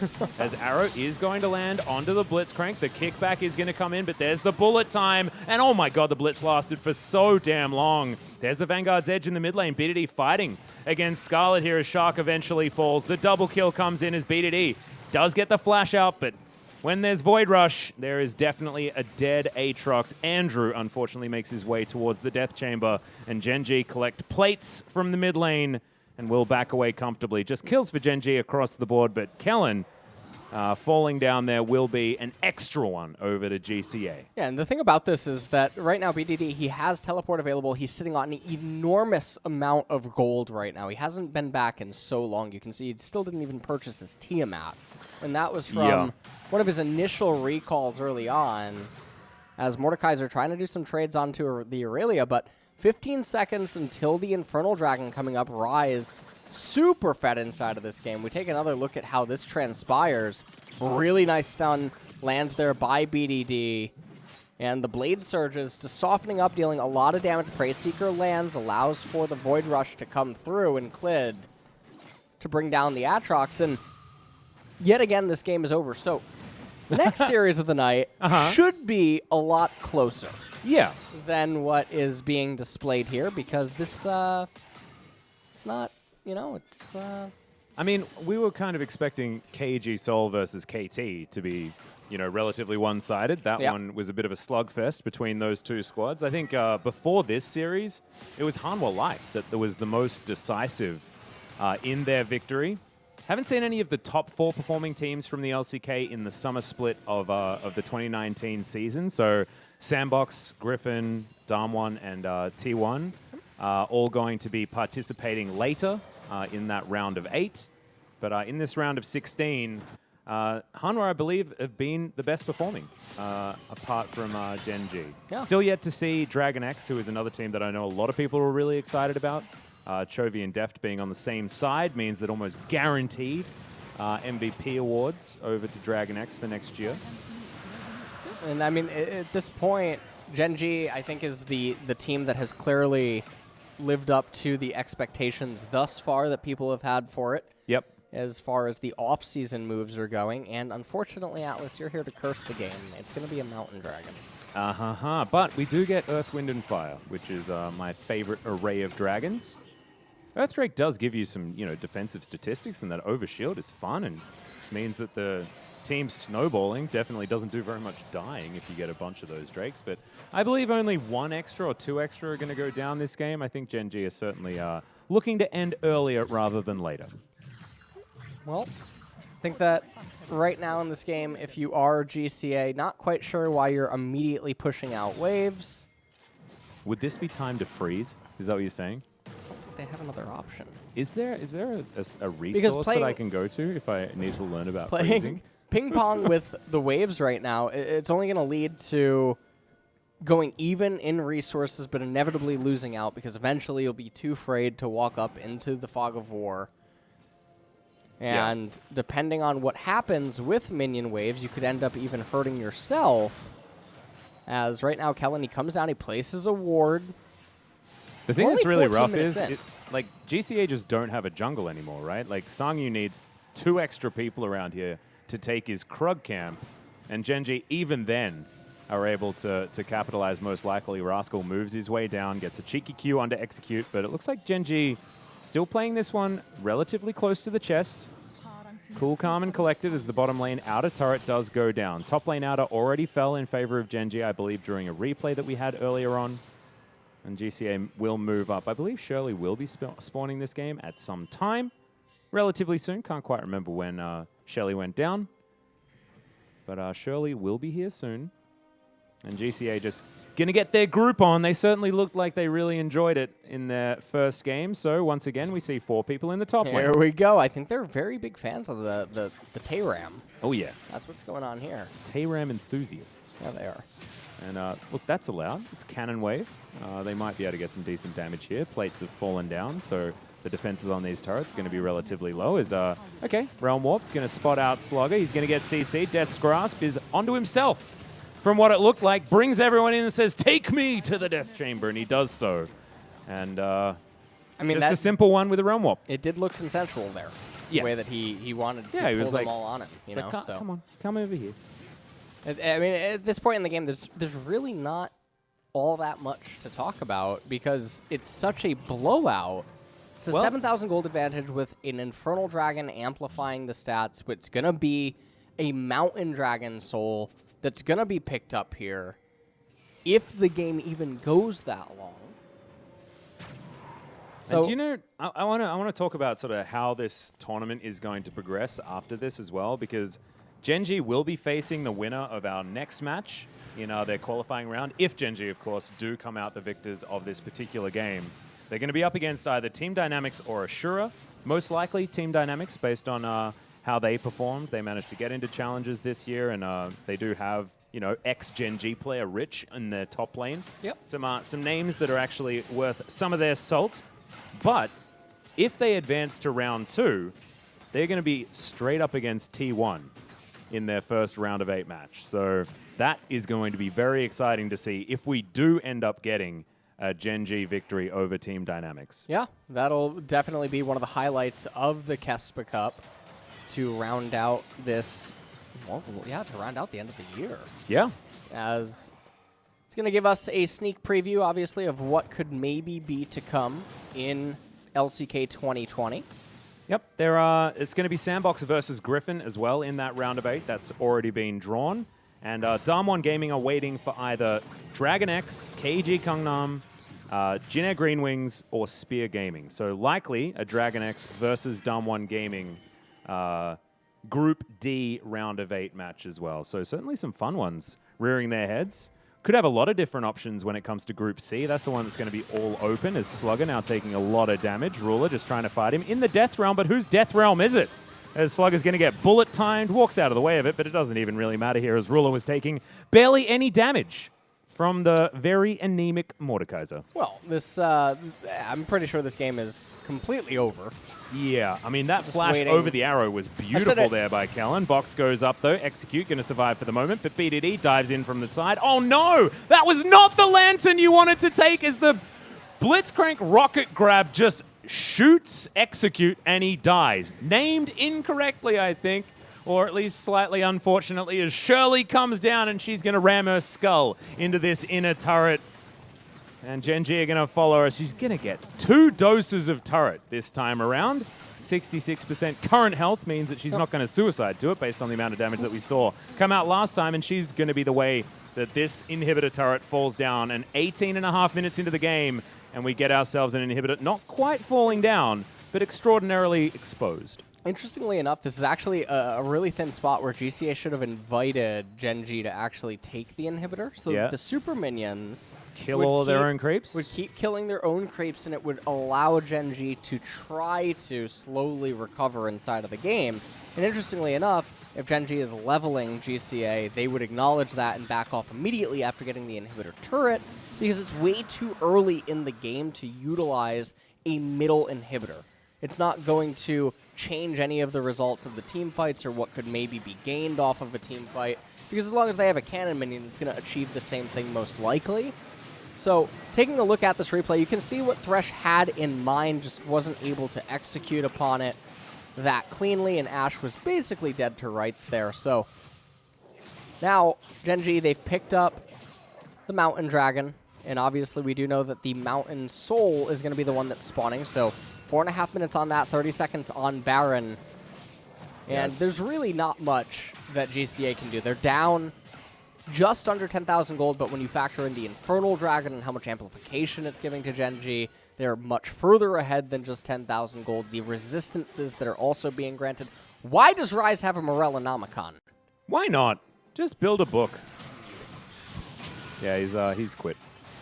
He's done. Arrow's going to pierce the heavens, and now Slugger finds himself in amongst a very angry Gen.G. Clid already taking down the jungler as into the backline goes BDD, and he's just destroying these members. Slugger is in there, did manage to take down Ruler at least, but he does go down for the triple kill on BDD's side. This could be another quadra for a Gen.G player, but the flash out from Scalet should mean that it is denied. And now, Gen.G just move over to the Baron. They should be able to take that one for free if they would so desire it. And a 10,000 gold lead has now become a thing. Yeah, and I mean, at this point, they're going to end up getting the Baron, and then after that, they'll probably just end up resetting, and then that should just be the Doom push. I don't even think they need to play side lanes. I think they're so far ahead in the nature of their team composition with the Blitzcrank. So long as they escort the minion wave correctly, they can definitely just end with a straight-up mid-line push. Yep. Just wandered up the mid lane as we're going to check out this replay once again. Kellin didn't actually spot anyone out there as the Death's Grasp did pull him back, but the kick was pretty unfortunate, to be honest, on Sangyu's side. Ruler into the Death Realm, got flashed on by a Mordekaiser, but look at BDD in the backline. Just nothing that GCA could do.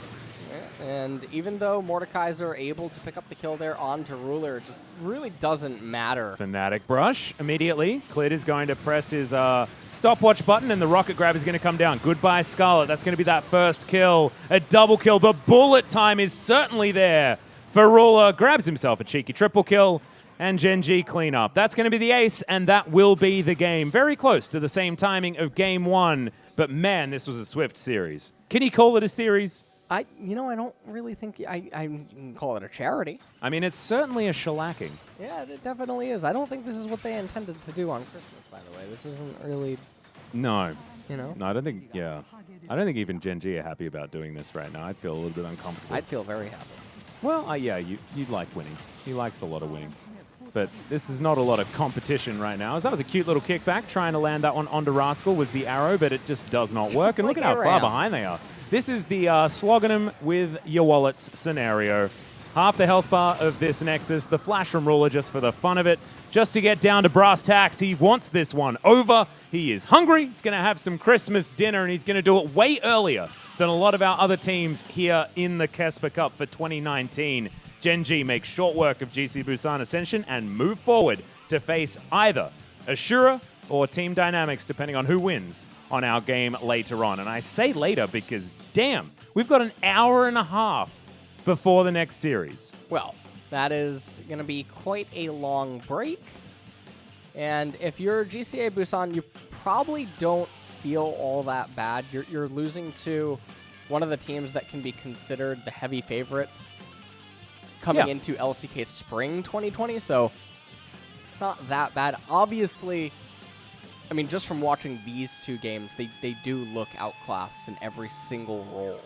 So it's pretty hard. The discrepancy did seem pretty clear as day. They couldn't even get through the build order phases of the game. No.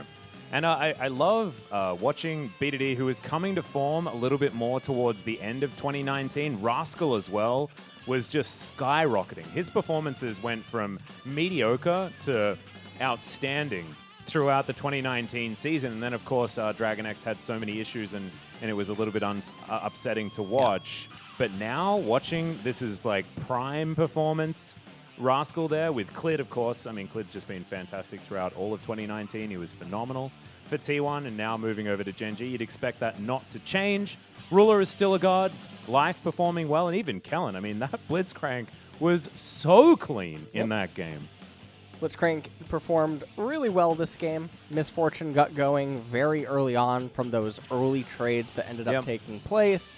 And then the Mordekaiser and the Aatrox, they just weren't able to really do anything on their own. But it was also a byproduct of the amount of pressure that was put on to GCA early for the Lee Sin to try to make things happen. And as soon as stuff just started going catastrophic down in bottom, there's very little options that remain to try to come back into the game if the solo laners are bleeding as bad as they were. Yeah, precisely. This outplay was pretty sexy on Ruler's side.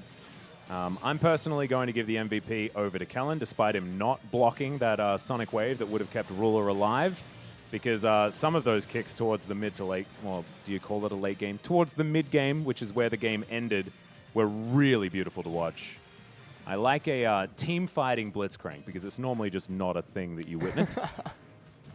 Prey Seeker lands, and that is a very dead Aatrox. Yeah.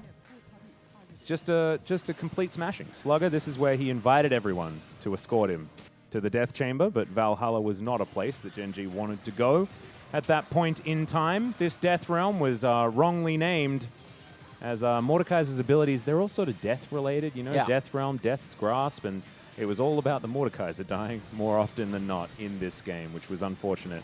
Glad we got to see it out of Slugger, though. He's been playing a hell of a lot of it in solo queue at the moment, so glad that we get to see the champion that he's put on a lot of practice with. And, I mean, this team fight, he was able to take down Ruler in the backline. That's probably the best news that we have for GC Busan fans that at the beginning of the game, I guess, we discovered weren't here. Well, I mean, they're somewhere. You know, looking forward to the rest of the night. Now, we have a Challengers versus Challengers series again, and that's the only other series APK and Breon Blade, well, APK formerly of Challengers, that went to 3 games. I guess 2019 Challengers. Yeah, 2019 Challengers series, where it's the only other series so far that has gone to 3 games. And when you look at the matches that are coming up tomorrow, Jin versus Spear Gaming, and then you have Dragon X versus KEG Changnam, you can't expect that either of those are going to go to 3 games. Those are both looking like 2-0s themselves. So this is possibly the last series where we could actually see both teams fighting against one another with a legitimately fair chance on both sides. Yeah, exactly. We are going to have a bit of an interview here with our MVPs over on Gen.G's side. We'll be able to hear a little bit about how everything has moved on, but unfortunately, we don't have very much translatory options, as BDD and Ruler are the ones that we're going to be talking to. Ruler picking up MVP for game number 2. But do you reckon you could pick up? My audio is not super great, nor is my Korean. Are you hearing any of this, LS? Do you reckon you could help us out? 일단 오늘 깔끔한 경기를 하고 싶었는데 깔끔한 경기가 돼서 너무 I can't do it. Yeah, it's a little bit tough. We could infer 기분 좋은 승리를 as to what they're saying. 가서 좋습니다. Maybe BDD is saying this is more fun than my last experience almost getting relegated. 많은 기대 속에서 경기가 치러진 만큼 부담도 있었을 것 같은데 그런 부담감은 없으셨는지도 궁금합니다. 사실 엄청 부담감은 없었고 그냥 요즘 약간 게임하는 게 재밌어서 되게 즐기면서 했었던 것 같아요. 게임하는 게 즐겁다는 점 그리고 새로운 팀으로 오셨을 때 어떤 만족감이 높다라는 표현이라고 느껴지는데 그런 점들을 또 어떻게 But it will just mostly be a celebration of this new Gen.G roster that looks so incredibly strong. 그 호흡이 맞을 때마다 되게 기분이 좋더라고요. And I guess, 그래서 요즘 게임이 되게 unfortunately, 재밌는 것 같아요. unless you understand Korean and have better audio than we do in our current earpieces, it will be a mystery to us for now exactly what they're going to be saying. However, if I was Gen.G, I'd be pretty stoked with how the first outing for this squad went. I mean, if you're Gen.G, you're probably just actually thinking about playing against 기본적인 기량 SKT1. 자체는 Yep. 저희가 T1. 우세하다고 생각해서 Not SKT. 상대가 되게 We're going to make that mistake many times during the 2020 season. You'll have to bear with us, ladies and And then the gentlemen. winner of that faces off against Sandbox versus Griffin. Yeah, man. Both teams which have gone under a lot of changes. Yep. Sandbox, of course, having You ever Gorilla seen a who bird with, comes back clipped from wings? I beg your pardon? You ever seen a bird with clipped wings? 일단은 I 되게 believe so, yeah. You're about to see one again. I'll tell you that much. Oh, you talking about Griffin? That's a Griffin isn't a bird. It's got a bit of lion in it, you know? Okay. It's a scary one. And Nayeon was performing well. You know, I mean, losing Doran is a little bit of a shame from the top side of the map. And yeah, Chovy for Nayeon is not exactly the trade you'd really want, as we've got a bit of a swapsies here between Ruler and BDD, getting the one-on-one with Ruler, the misfortune and Senegod himself. But yeah, I think Griffin certainly looked like a step down, but not as far down as it could have been, based on what a lot of people were looking for the 2020 season as far as Griffin players. I think a lot of us were expecting to see more than just Chovy making an exit. Unless, of course, you include Kanabi as well, who's moved over to the LPL and has been playing extraordinarily well at the same time. I believe he's also like ranked 4 at the moment in Korean solo queue, so yeah, Kanabi. Pretty impressive. Only rank 4? I think rank 4, 2 or 4. I don't know. I can double check. I have it right here. That for me. Just give it a gander. Give it a small gander. Because of course he's rank 3. I said 2 or 4, so I guess the median. Got there. Oh, let's talk about the important thing here. All right, let's talk about the We're important. talking about the things that are coming up here in the KeSPA Cup. But are you going to go see Star Wars in 2 weeks? Yeah, Korea got a late release. I know. Normally we get the earlier release, but now it's like been out for a while, and I'm trying to avoid spoilers. I've done so pretty well. I haven't really had much of a spoiler. I haven't gotten any spoilers. All I've heard is from Don't my... check your Twitter mentions after this game. No, I'm not going to do that. But what I've heard is a little bit of mixed disappointment. That's what I've heard. See, this is where I don't know what to take because Yeah. I've seen both sides. Sort of like The Witcher. All right. There's a lot of positive comments towards The Witcher, and there's some very negative ones. It's very I strange. actually quite enjoy The Witcher. Did you for see it? now. Yeah, I haven't watched the whole thing yet, but you know, up to episode 6, I'm feeling good. Binge watched 5 seasons of How to Get Away with Murder Damn. on Netflix. That is Like the past week. whoa. Yeah, I've been a little. That's an extreme amount of How to Get Away with Murder. It was a dark time. Was it, or did you just enjoy it? Was it great times? I actually really liked it. It was Yeah, a there you really go. nice series, yeah. Some off-season fun times that you had just there. Exactly. Man, this is a really long interview. I really wish I knew what these players were saying. I mean, I can interview you.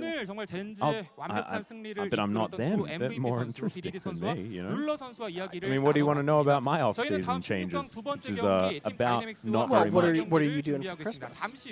Here with you. That's what I'm doing. And I had a lovely breakfast with my girlfriend. And Who? celebrated. Cherry, my girlfriend. And now we're going to go to a very long break Ladies and gentlemen, we apologize. We'll be back at 8 p.m. KST for Team Dynamics versus ASURA. Go find something to do for about an hour and a half, and we'll see you after. You've been in this fight since you were born.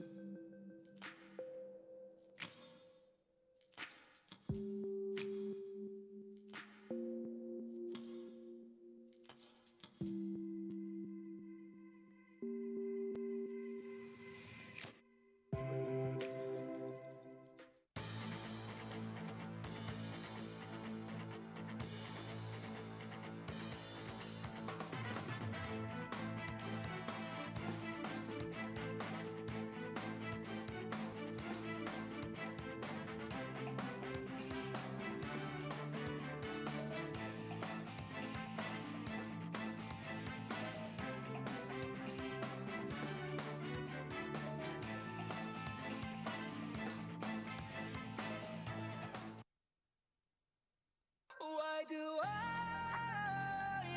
have to suffer through the thinking? Why do I have the feeling that we're sinking? I need to find a way.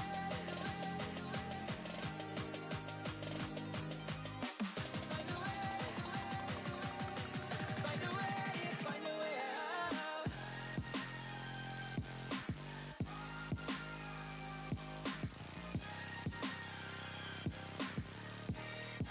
Find a way out.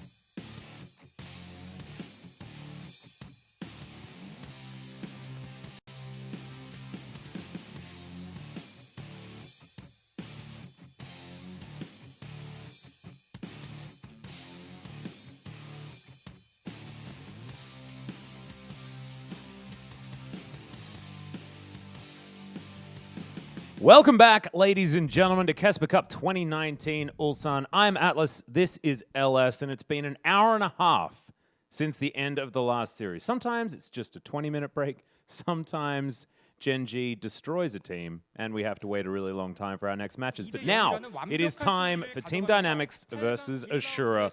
And this is one that I'm not as familiar with, because I haven't been keeping as much track of the old challenger scene. But Team Dynamics were trying to promote to the LCK in the last promotion tournament. They failed to do so.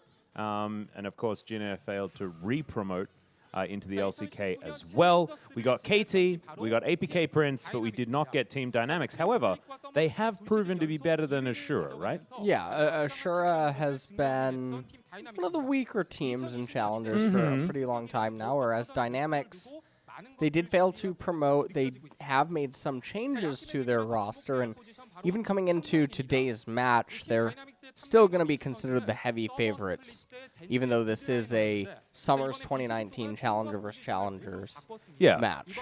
And also, as you can see in point 2 there, Rich versus ReGank is going to be the top matchup. ReGank's sort of the only notable player from the side of ASURA. And Rich, of course, formerly a mid laner, formerly a Heroes of the Storm player. And he played on Gen.G last season, in the 2019 season. He played some decent Kiana there from the mid lane, I remember. Didn't do a lot of farming, but you can't expect much farming from a Heroes of the Storm player. And he did a lot of ganking, did a lot of killing. And it was great to see those mechanics did transition over into League of Legends. Also, we have to mention that Kuzan will be moving also over from Gen.G towards the mid lane of Team Dynamics as well. So Kuzan, of course, has been sort of steadily improving and didn't quite make any marks when he was over on Gen.G, just because Fly was much better than maybe we would have expected out of the guy in the last season. So looking forward to seeing what Kuzan can do as well. So maybe this is a team that could possibly promote maybe after spring. I don't think that this is going to be as much of a discrepancy as the series from earlier on today between you'd hope not. Gen.G and their opponents, as ASURA should be able to contend with Team Dynamic to an extent, but, you know, I mean, we'll see. I think a lot of people are going to be looking at the mid and top matchups today to sort of see what's going on and feel what their predictions are going to be for Team Dynamic in the next matchup, because I think that everyone would just have them as advancing. Yeah, I'm glad that we've also already spoken about switching roles between mid and top. We were discussing this particular matchup in our last one, which was a long time ago, so we'll revisit. But of course, Rich having a lot of, I guess, transferable skills after being a mid laner moving towards the top side. We're not going to have any thoughts that maybe there'll be teething problems. I think you could just get straight in there. Yeah, I would imagine that everything should be pretty fine and even interchangeable, I guess, if they do need it. Yeah, that's true. For mid and top lane. Like we mentioned earlier on in the series before, that I think that as time continues to draw on, mid and top laners are probably going to be more and more interchangeable with one another, as maybe even the term or the terms mid and top laner might be dropped in favor of just calling them solo laners. Yeah. As time continues to move on, as Team Dynamic on our screen right here. Yeah, looking forward to seeing what these guys can do. Talking about the other lanes, it isn't as much to talk about, but GuGer has been around the traps for an extremely long time. Actually started in 2013. He's been on teams like, let me bring it up for a second. I'll run it down for you. It's Najin White Shield, Najin Black Sword, Type A Assassins, Najin EM Fire, Kongda Monster, V3 Esports, ES Sharks, which was coached by our lovely friend Soul Strikes, and now finally Team Dynamics. This guy has been everywhere, even over to the LMS for a little while, and then has since come back, but has never really broken out towards any sort of LCK level of play just yet. This might be the squad that could get him there. But after the next promotion tournament, which isn't for a little while. Unfortunately, Team Dynamics, of course, not quite able to get in there. But they didn't have this man on your screen on their squad at that time. This is Kuzan. And yeah, he sort of took a bit of a step down. But let's see whether Team Dynamics can be the home that he creates another dream on, you know? Yeah, Has played for Jin Air in the past, you know, and that's where dreams are made, aren't they? Yeah, Kuzan's pretty interesting in the sense that he originally went down into Challengers, played on ES Sharks, and then made a brief return to LCK, and now he has gone back down there. There's actually a lot of players that opted into contracts in Challenger Series over being substitutes on LCK teams this year. I actually think that that's a smart move, right? Because, I mean, you don't want to be the next Haru. You don't want to be the next guy that's just sitting behind a star player who, you know, you'll pick up a trophy at the end of a match, but you won't actually get any experience. You won't be increasing your stock value, theoretically, in any sort of way. This is going to be your ASURA roster, as we were talking about. ReGank's sort of the only name that anyone would really know. He was on Griffin for a little while back when they were in Challenger. He was then a jungler, and he became sub for Tarzan when Tarzan was picked up. Spent a little bit of time over in LGD, but he was also a sub jungler over there and has now made his way back here. And that IDK that you see, by the way, is not the Overwatch player. That is, it's just his ID. It's the same. The other interesting thing is that just now as it was panning over them, I believe it just listed him as sub. It didn't say top. So interesting. I'm wondering if something is going on where he's having to fill in. That is very strange. Hang on, let me bring this up just to see whether there's anything that we may have missed, because I'm pretty sure he's the only top laner, as far as I know. Let's have a look. Let's have a look. Just give us a little second. Yep, he's the only top laner that's registered on the team. All right, well, that is definitely surprising. Yeah. I know in solo queue, he's a bit of a sinner. He picks Lee Sin in the lease, runs places, 1 camp a minute. You know. The Trinamere first ban here from Team Dynamics. Kuzan very happy about that one, as you could see on your screen. That Lucian ban has been a staple throughout this entire tournament, but makes a lot more sense when up against Team Dynamics. Kuzan, of course, a fantastic Lucian player. Love to play it all the time in that mid lane. And let's see exactly how this one goes. Plus, we need to also work out how we're going to pronounce 5 Kid. Are we going to call him Skid? Because I have a feeling that that 5 is supposed to be an S. I think it's O-Kid. I know his solo queue ID is O-Kid, yeah. Yeah, so 5 in Korea. Korean is translate. pronounced O. Oh, yeah, that's right. O. So I think it's just O-Kid. But if we call him O-Kid in the cast, people are not going to know what the heck's going on. Yeah, you know, I mean, you've never been with me when MVP used to play with Ed. Yeah, I know. ADD. Yeah. Yeah. Thankfully, like we shipped him off to the LPL, so we don't have to deal with that one anymore. We don't have to deal with that. But what we do have to deal with is okay, never mind. I thought it was going to be a Garen hover. Instead, Sandra is going to be locked in first here. That's an easy one, isn't it? Yeah, that is pretty easy. That's a pretty easy one. Yeah, Sandra. Or Sandy. Yeah, Sandy's good. You know? We can go for some abbreviations if the need arises. Looking at the bands, the only interesting one was the Tryndamere, I guess, but Camille is also a strange band to come through here. ASURA thinking about going for some sort of Yasuo combo. I'd expect Agragas to come in here and is going to be locked in without waiting too long. I really hope this is mid-jungle and not bot lane, because the bot lane Yasuo, Gragas combos, even looking back to Worlds, have just not been working like they did during the middle of the season in 2019. So let's see exactly what ASURA are going to make of this. As Team Dynamics, this is the Olaf. Oh my! If this is Olaf Aatrox, I'm going to be pretty disappointed.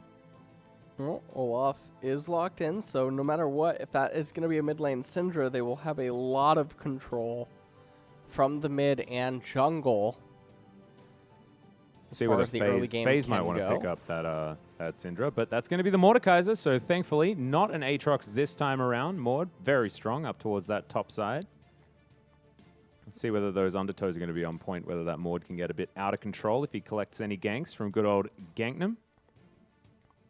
It is going to be a Mordekaiser going in blind, and Fiora now being hovered. This is one of Mordekaiser's roughest matchups, and it can definitely tug at the Olaf and try to demand some assistance for the Mordekaiser, and this is, you know, one of the things that can end up happening if you end up blinding this champion. Now, remember, Syndra is able to be flexed into the bottom lane. So it's not like it's a impossible thing to happen here, whereas maybe ASURA is thinking that they're going up against mid Syndra. That's a good point. And to be honest, if that's going to be a Yasuo in the mid lane potentially, then there might be a way for a counter pick for the Fiora to come through and then Mordekaiser to be flexed towards that mid lane. We'll see what happens because, of course, Rich and Kuzan could certainly be going into any lane that they want to.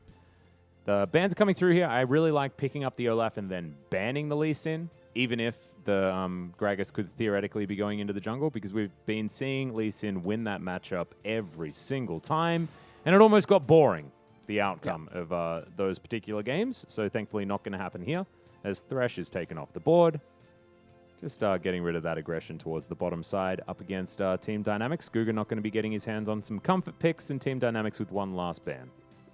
Team Dynamics deciding on their last ban. When you see bans like Thresh Leona, especially when it's going in blind, it would suggest to me that you want to have the option to pick a mage down in the bottom roll, but they have counterpick reserved on red side, so it's not like they needed to necessarily ban Thresh and Leona if the opponents weren't going to go into those champions, because neither of those champions are necessarily anything that would be able to be picked blind. And now Team Dynamics, they're going to respond to the Senna with Varus, and then they're going to go very quickly there with the Nautilus. So Team Dynamics' team composition is extremely mid-rangey in the sense that this is a team composition that is very powerful at 1 and 2 items, and then beyond that, it starts slowing down, it starts deaccelerating, and if the enemy can just stabilize, things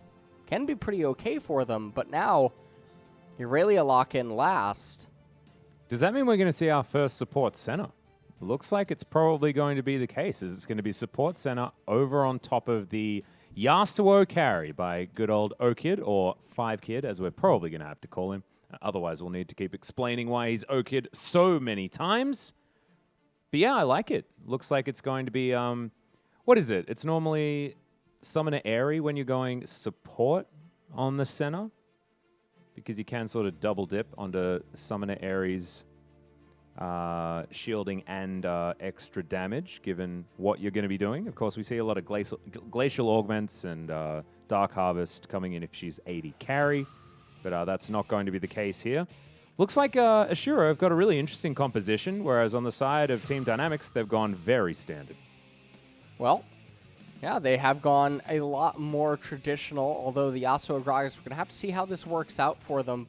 Every single lane for ASURA is extremely volatile, and Dynamic have complete control in the early stages, so we'll see if they can actually stabilize, because if they can't, I imagine that we're actually going to see a blowout very akin to the first series of the day. Yeah, especially given that power, like you were talking about, on 1 and 2 items for Team Dynamics. It looks like they do want to make this one short and sweet and get into game number 2 without any problems arising. Also does have a lot of, I don't know, flexibility in this roster as well, as we get into game number 1, Team Dynamics versus ASURA. Team Dynamics, Hana, do, set.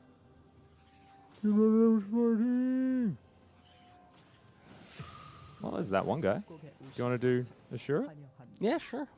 Yeah, let's do this up. You go. It's you. Come on.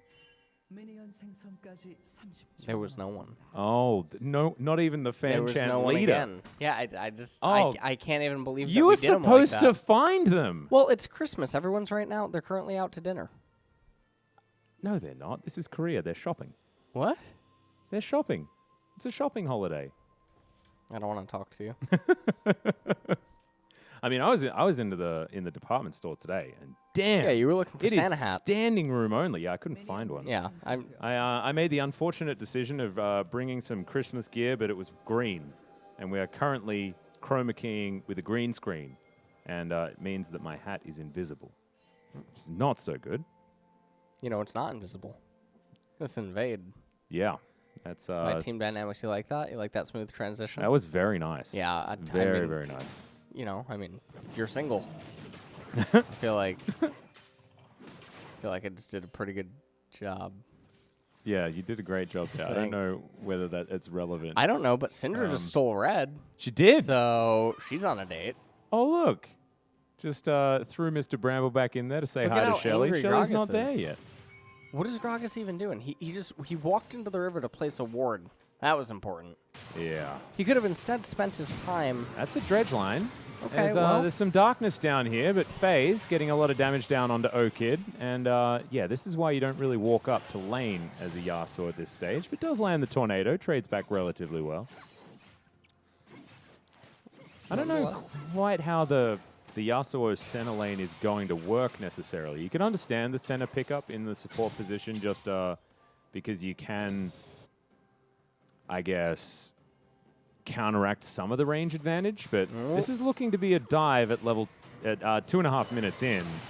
There's the flow, it goes down. It is going to be a little bit of mismanagement when it comes to target selection, but look at that turret tanking. It's just beautiful. And that Yasuo, absolutely nothing he could do. Just enough minions to get the Olaf out very comfortably. Yeah, they get the kill onto the Senna. They get a lot of the summoners, and now Olaf, he is just so healthy. And you can also see Gragas. He's been stunted so much by that early Syndra play, just walking over, taking the red buff and throwing it. And he just now completed the blue buff in Ganknam's blue side jungle, as Olaf is, I mean, he's barreling right down towards that blue side jungle. So he's going to, at the very least, be able to get his wolves, but we'll see if they end up getting into a skirmish over at the Scuttle Crab. It does look like priority was able to be reestablished by the Sandra in mid lane, but Fiora might get a solo kill. Yeah, exactly. Rich has popped that W. He's trying to keep himself alive. Flashes out of the way. There is the lunge, but it's the 1-for-1 trade in the end. Still, probably going to be a little bit more money going over to Team Dynamics, given the fact that there was the assist. However, this is exactly what you were talking about before. Extremely difficult matchup for the Mordekaiser top side of the map. And now the transition out of this will be Ganknam. He's going to manage to get the Scuttle Crab. He should be able to get both Scuttle Crabs, and then because of bot priority, get Gromp. Taking another look at the replay here, and it's a pretty cookie-cutter dive. Yeah. It's navigated relatively well, though, given the fact that GuGer was able to hold on to the turret aggro for as long as he wants. In the meantime, you saw Gangboong going down extraordinarily low in the mid lane. He's going to stick around, but it is going to give Kuzan the cheetah recall that he was looking for, and a very comfortable one at that.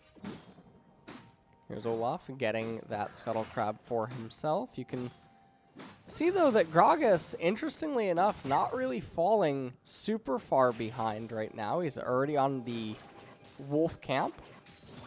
Yeah, I feel like the sacrifice for Ganknam was more towards the bottom side, going for that dive, grabbing that kill. So 1-0 and 1 now.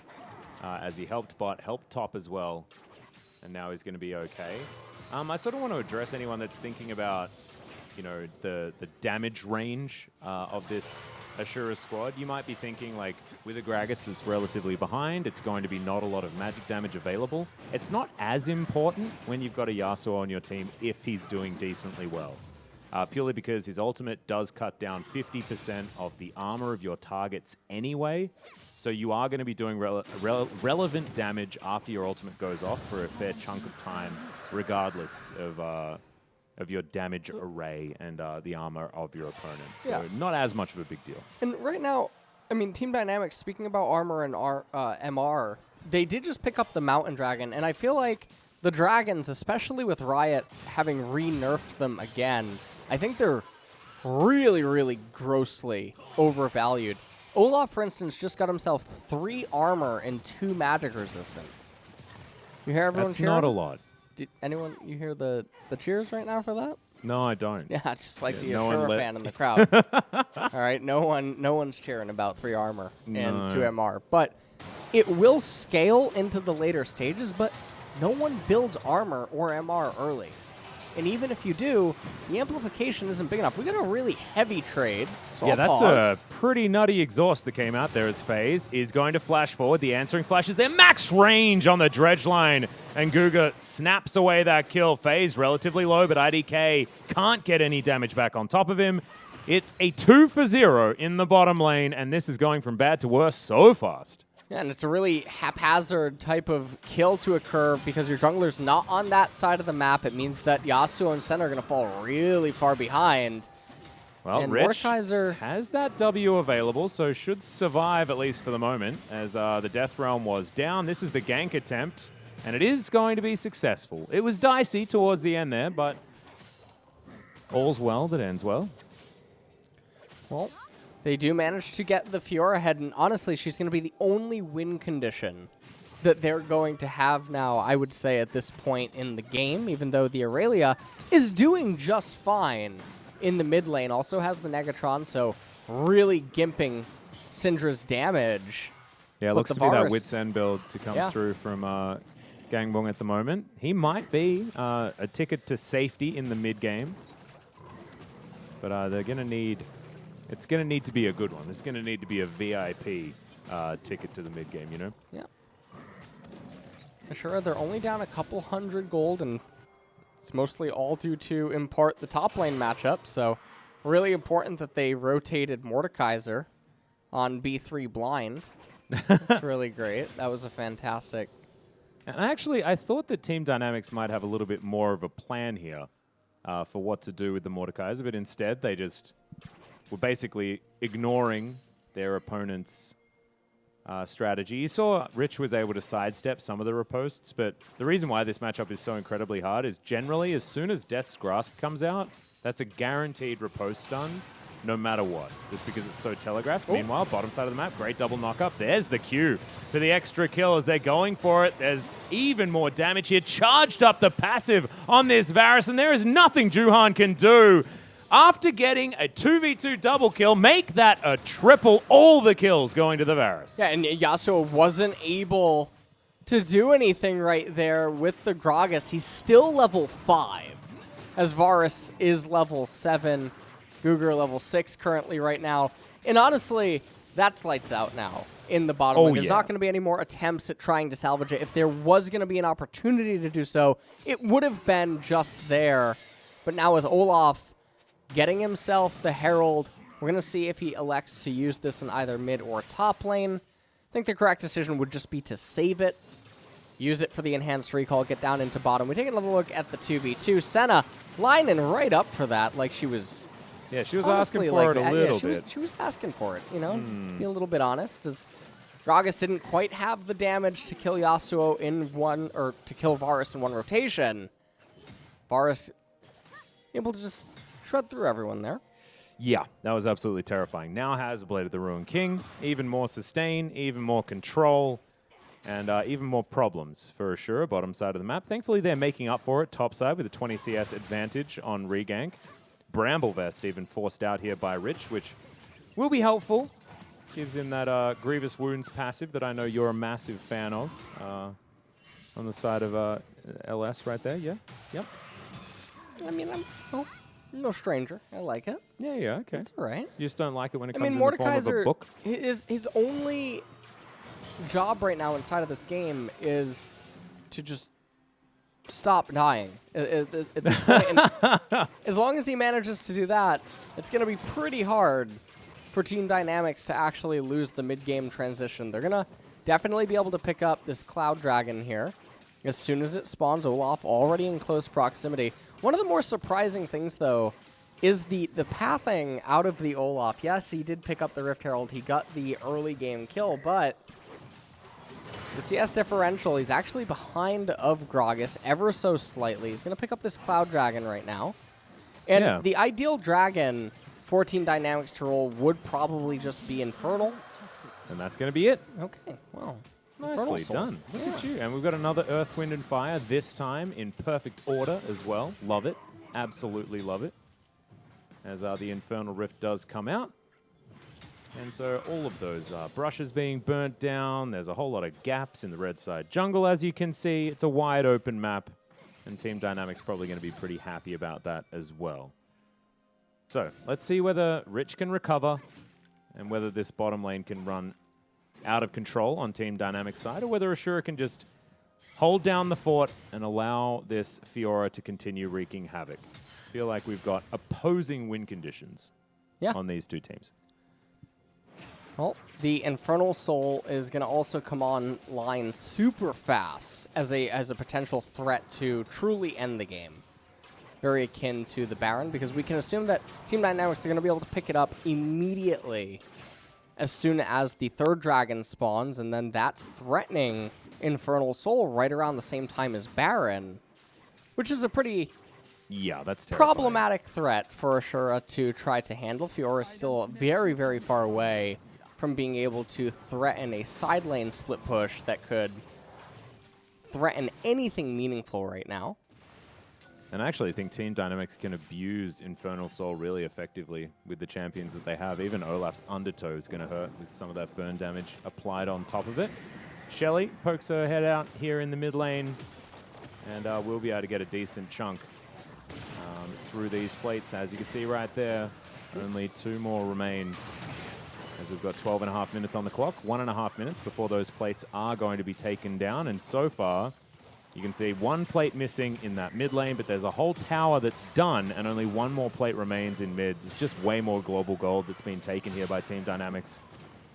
They are very strong. Ganknam now going to move over, counter jungles this blue buff, and Kuzan going to steal that one away. As Rich, underneath this turret now, does have the ultimate online, but isn't going to pull the trigger just yet. Oh man, these lunges are even starting to hurt. As Juhan throws out a barrel, and Rich just gets flashed on. It's all too easy. He is at the mercy of this ASURA top jungle duo. And everyone right now on Team Dynamics are just basically saying, like, I get it, you're in LoL, but can you please stop dying right now up in top lane? Because the rest of the game is just so easy right now. If not for this Fiora, this is that doomsday scenario when you're playing solo queue and the game just feels really easy, but that one teammate. Yep, there's that one guy, or the one opposing guy. They just refuse. They want to feel like they're contributing to the team. So they just can't. They can't just dial it back a little bit. You know what I mean? So it's when you overly aggressively try and prove that you're not a bad player when actually you just don't have the items to do that. Maybe prove that in the next game. And you know, there's some people that that never learned how to lose lane gracefully. You know, because sometimes you can't help but lose your lane. Sometimes the Gragas is there, he takes you down, and Rich just hasn't been giving ReGank the ground that he deserves, and has been punished for it over and over again. Juhan just going to clear out his red buff here, and he's been farming very nicely. 14 in the lead now. About 3 camps and a couple of stray creeps in the lead. Another thing that's really bizarre is also Mordekaiser's build. He has the Haunting guys, but I guess he's not opting into Leandri's. He has a Ruby Crystal. Yeah, looking for the Rylai's first. Yeah, it's, well, I mean, is that even what he's going for? I don't even know. Is he going Thornmail first item? I have absolutely no idea what this Choose Your Own Adventure is, but I assume it's Bramble Vest just for lane, and then hold on to a Ruby Crystal, turn it into a Rylai's, but he's getting abused. Gets stunned up. There's the body slam. Perfectly ranged it, but it is going to be the Death Realm, and Juhan tanks it up for as long as he can. Just standing on the edge there. As you can see, W now available again as Kuzan comes down and defends his top laner. There's the ult that comes out, but there's not exactly the Dawning Shadows that we're looking for here out of IDK, and he has to run for the hills. In the meantime, Shirley is going to be taken, and Team Dynamics move towards where they're strong. We need to go back to Feiz and just how incredibly powerful he is with his 600 gold bounty. They take down the top outer turret, and the outer ring is all completely destroyed now. Yeah, I mean, this game definitely does look very similar to the Gen.G games from earlier on, where now they're going to pick up another Infernal Dragon, and now they're also threatening Infernal Soul around the same exact time that Baron's going to be coming up. And with Fiora having just died down there, Mordekaiser getting a lot off of this kill down here in bot lane. We see how it all transpires. Senna gets the root onto Mordekaiser, but Death Realm locking Gragas underneath the turret. He flashed for it. It was a nice R, but they didn't know that Syndra was just looming on the horizon. And that was a really nice ability usage right there by Kuzan, also able to lock up ReGank. And I mean, yeah, Mordekaiser really outplayed them right there. Oh, yeah. I mean, he's just got a lot of mechanics that you can employ. Yeah, he had a That's teammate. the thing. Yeah. He's just, I'm going to use my Kuzan ability. And the Kuzan ability was absolutely fantastic. I like the riposte out of ReGank. Kept him alive for a lot longer than I was expecting anyway, so that's smooth. Rich actually went back and just fully completed the Leandries. Still holding on to a whole bunch of components here as well as his refillable potion, so a little bit unfortunate that no control wards can be picked up, but sometimes you just want 400 health instead, and that's just more important. Well, now in this game, Dynamics, they're not obligated to really do anything. Fiora, she is continuing to scale up, and it will continue to be the only win condition that ASURA is going to have going for them. They're never going to be able to win a straight-up team fight. Their champions are just way too far behind, and it's not a situation in the game where you would ever want Fiora to join with the rest of her teammates and then hope to have some sort of a miracle engagement. So at this point, the game for ASURA just becomes trying to juggle the side lane pressure that Team Dynamics is going to put out, and then trying to ensure that your Fiora can get to Trinity Force and then try to start threatening something meaningful. And if you can, by some miracle, I guess, deny the Infernal Soul going over to Team Dynamics. Yeah, that's going to have to be some sort of crazy steal coming out from Juhan. But, you know, crazy things have happened. We'll see whether it's going to happen here, as 5,000 gold is the lead. We're sieging with Shirley here on this inner turret, and there is nothing that O-Kid can do, or 5Kid, or Skid, depending on what you feel like calling it. But it is pronounced O-Kid. Death's Grasp doesn't find anything, but Shirley does find the turret, and that's even more gold that they have in their advantage. Inner in the top lane, it's all just going to hell in a handbag, guys. The Aurelia can't move up, no wave clear whatsoever, and this is what happens. They've just got no range wave clear at all. I mean, Gragas is the closest thing to that because IDK doesn't do any damage. He does have a serrated Dirk, newly buffed, but he's a 0-3-0 center that just does not do enough damage to anything at this stage of the game. Well, this is going to be the only song and a dance that is still possible right now for ASURA. Fiora not quite able to raise the bottom tier 2 turret, and not really too much going on here either. As Mordekaiser didn't have to push this lane out as fast as he did. There's a certain F word I'm a pretty big fan of, but...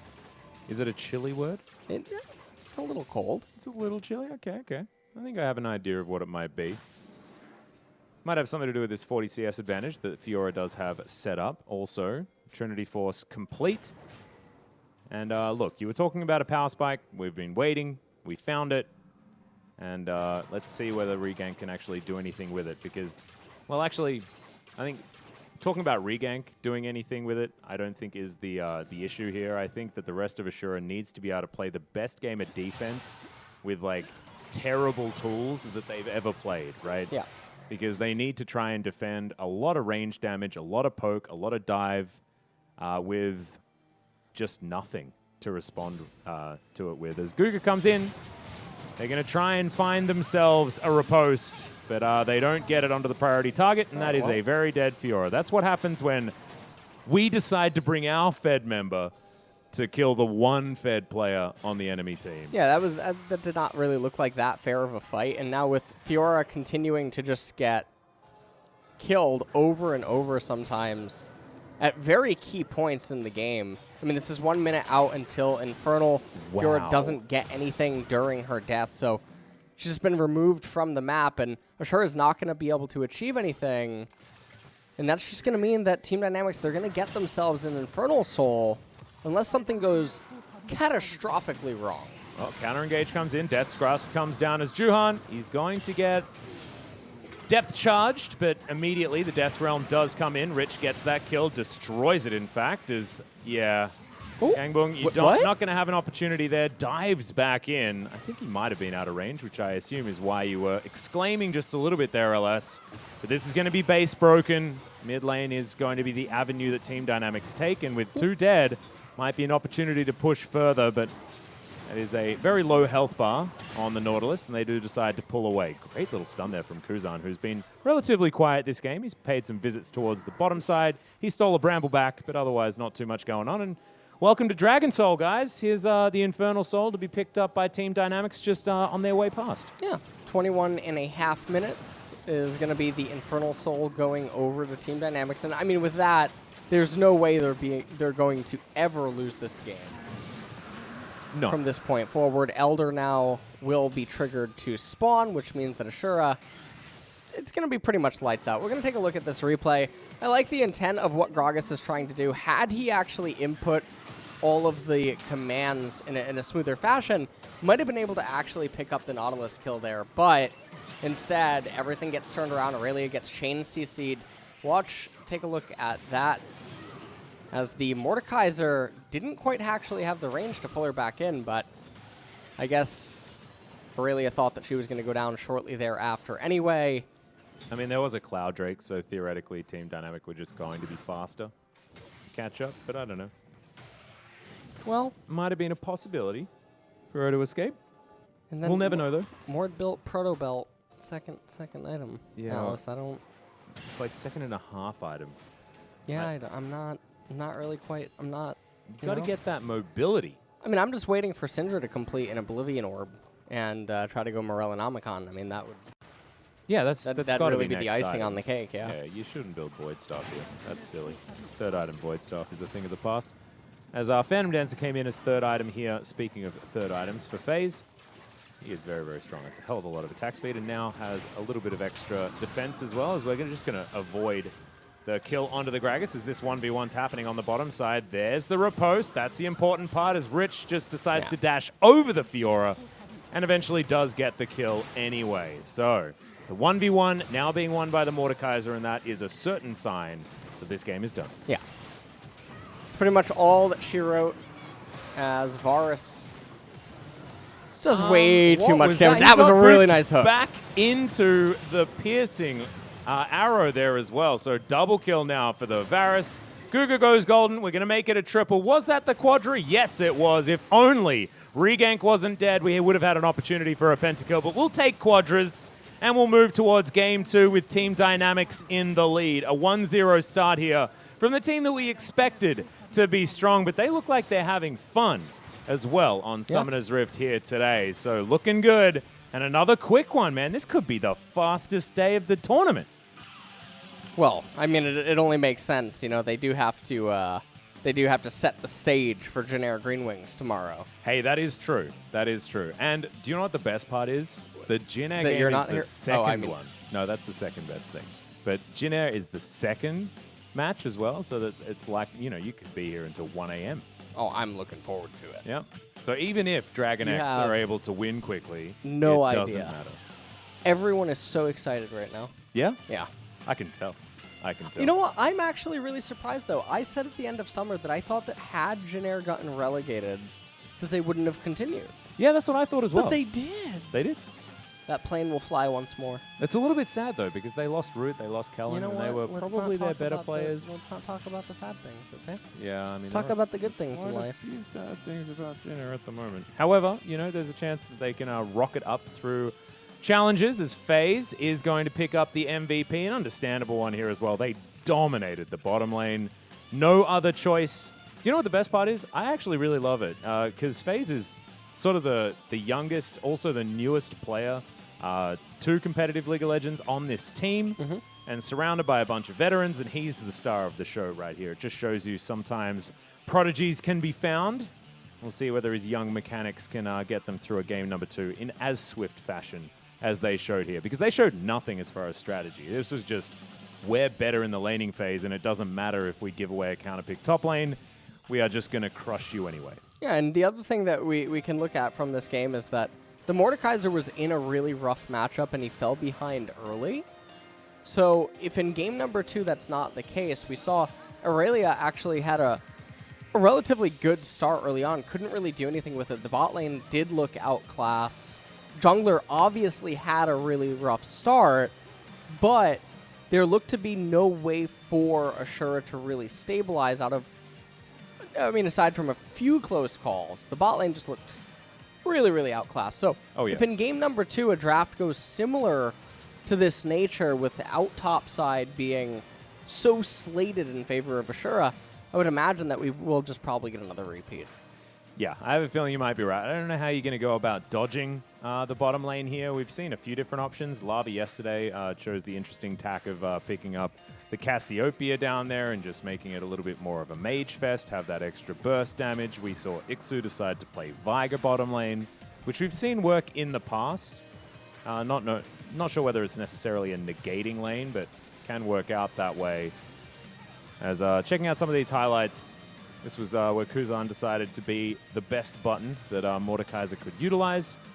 And from here on out, it was just all she wrote. We're getting the slow-mos of the King of Clubs, Mordekaiser, raining terror down on his opponents after having the worst game ever at the beginning. Yeah. Eventually did end up coming online. And look at that Cinder stun. But Yasuo wind wall, ruining it.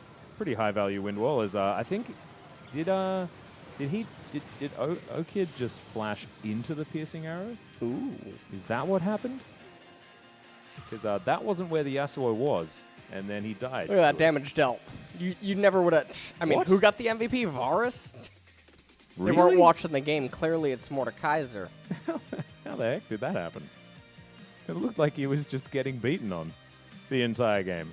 As it turns out, does That's a why fair you're bit the- of consistent damage, I guess. That's why you're the play-by-play, Atlas. Yep, that's All true. right. That's why they pay you the big bucks. To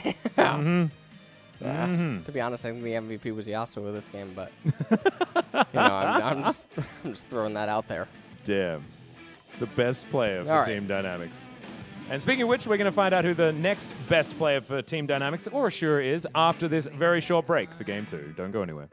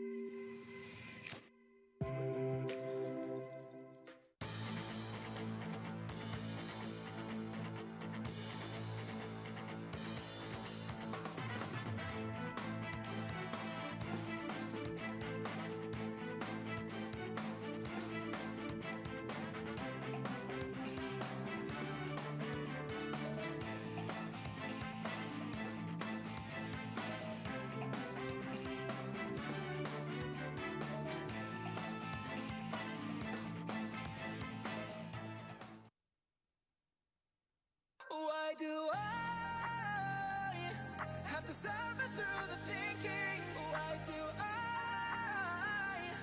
have the feeling that we're sinking? I need to find a way. Find a way. Find a way. Find a way out.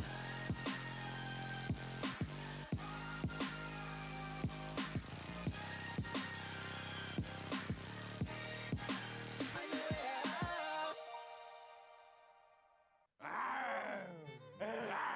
안녕하세요. The Lion, The Tiger 장민철입니다. 크리템입니다.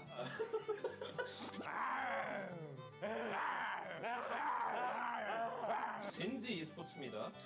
코칭 스태프는 그대로고 선수 간의 대대적인 개편이 있었죠. 약간 목소리에 지금 힘이 들어가는 것 같은데. Gen.G! 힘이 드신다. 근데 실제로 제 지금 평이 전체적으로 좋아 보이는 건 맞아요. 그렇죠. 팬분들의 평이나 전문가들의 평도 그렇고. 아무래도 핵심은 클리드.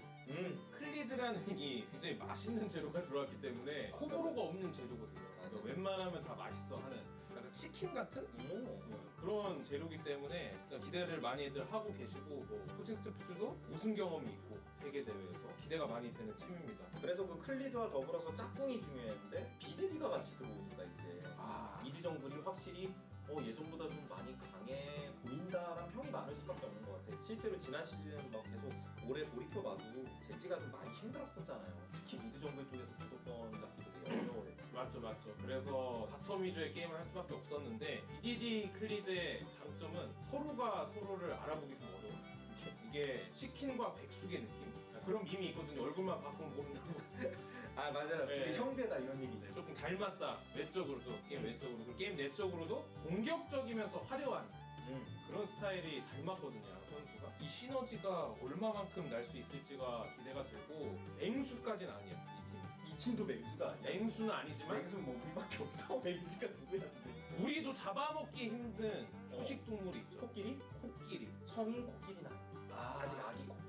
아직 아기 코끼리 전부까지는 안 됐다. 이게 아기 코끼리가 실제로 우리한테 잡아먹히거든. 맞아요. 우리도 성인은 못 건드려. 우리가 뭐 맘모스를 건드릴 수 있는 건 그렇죠. 근데 아직은 성장이 좀 필요하다. 아직 합이 뭐 어떻게 만들지도 우리가 그렇죠. 모르고. 네, 조그만 코끼리다 아직. Gen.G e스포츠의 키플레이어를 한 번씩 뽑아볼게요. 어쩔 수 없이 클리드 얘기를 할 수밖에 없을 것 같아요. 클리드가 키플레이어고 T1에 있을 때 진짜 월드 클래스급 정글러. 저는 감히 세계 최고 넘버원 정글러라고 평가를 했거든요. 그 당시에. 지금도 그렇지만. 근데 과연 Gen.G e스포츠에서는 그때만큼의 날아다니는 실력을 보여줄 수 있을 것인가? 클리드가 키플레이어다. 저는 그 클리드 친구 BDD를 이제 얘기해야 되는데 BDD 선수가 그런 게 있어요.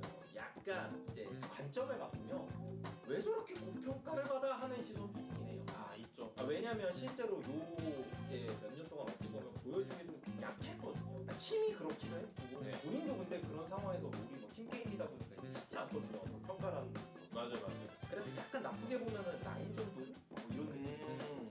그냥 너무 고평가받는 거 아니냐 이런 시선도 있는데 그걸 이제 지금 이 팀에서 그리고 정글 클리드와 맞아 떨어졌을 때 이제는 뭐 확실하게 판이 깔렸으니까. 그렇죠. 여기서는 잘해야 되죠. 뭐 팀 코치 코치님 나오신 것 같아요. 아니요. 그러니까 BDD가 이제 뭐 팀에 따라서 조금 성적이 갈릴 수도 있겠지만 지금은 솔직히 이제 정글러가 클리드니까 BDD도 어느 정도는 기대를 받을 수밖에 없거든요. 미드 정글 세트다 보니까 그래서 BDD와 클리드 키플레이어로 뽑아봤고요. 순위 예측을 해야 되는데 이거 저는 바로 그냥 멀리 가서 저는 우승. 바로 그냥 다이렉트 고속도로로. 이게 어느 정도 인정은 해주셔야 되는 게 이분들하고 항상 밥 먹거든요. 회사에서. 지금 그런 게 문제 아닙니까? 예? 지금 그런 게 문제 아닙니까? 우승이라고 할 수도 있지. 내가 말도 못해요. 아니, 그럴 수 있지. 이거는 뭐 객관적으로. 주관적으로. 저도 근데 4강 이상은 갈 것 같다. 그러니까 완전 위쪽으로 갈 것 같다고 생각해요. 최소 4강.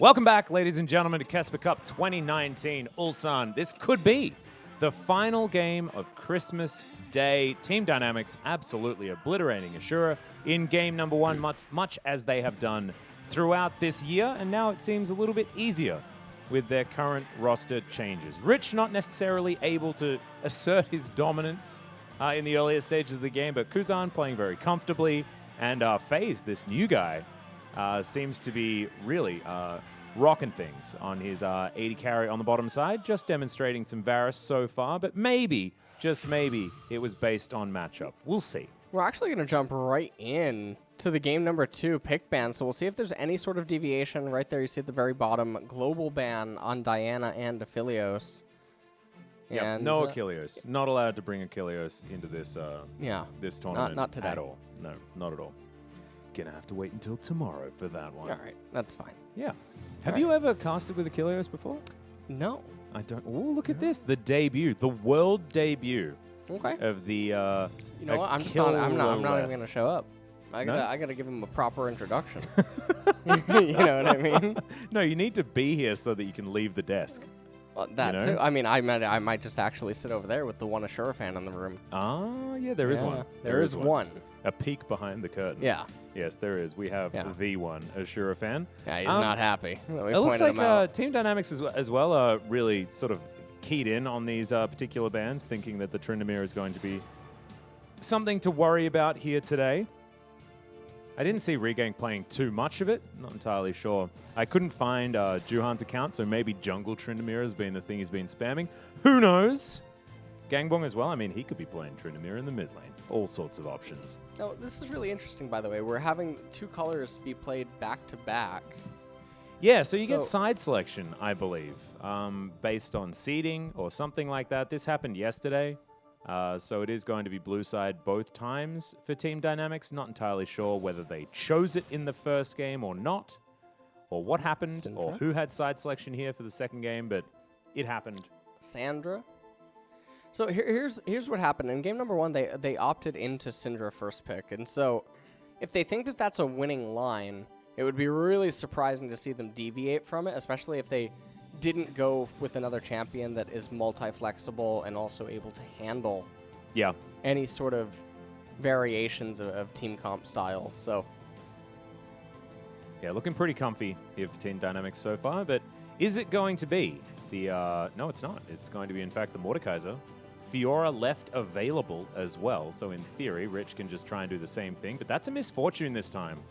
I like this. Misfortune's so incredibly strong in the current state of the game, so maybe O-Kid can have a bit of a better time in that bottom lane. Now at least has an actual AD carry instead of just the ASURA. Yeah, and we'll see now what Rich is going to do. You know, last game I actually criticized the B3 blind Mordekaiser, but now ASURA, I mean, they're rotating it on R1. Yeah. So it's going to be a little surprising to see what Team Dynamics' response is going to be. So far, though, they're picking into it by opting into a Rek'Sai. I'm not a particular fan of this champion, but Varus getting picked up once more for Feiz down there in bot lane, and ASURA responding with the power bot lane, hovering the Leona. We'll see if she ends up getting locked in. There's a lot of Leona counters that still exist right now. And now we'll probably just begin to see the Leona counters banned away. See the Morgana and the Thresh probably just end up biting the dust on the side for ASURA. But it is the Varus once again for Feiz. I think a lot of players, especially in Korea, think that the Varus goes into the Misfortune better than most others, so he's decided to opt in for that one.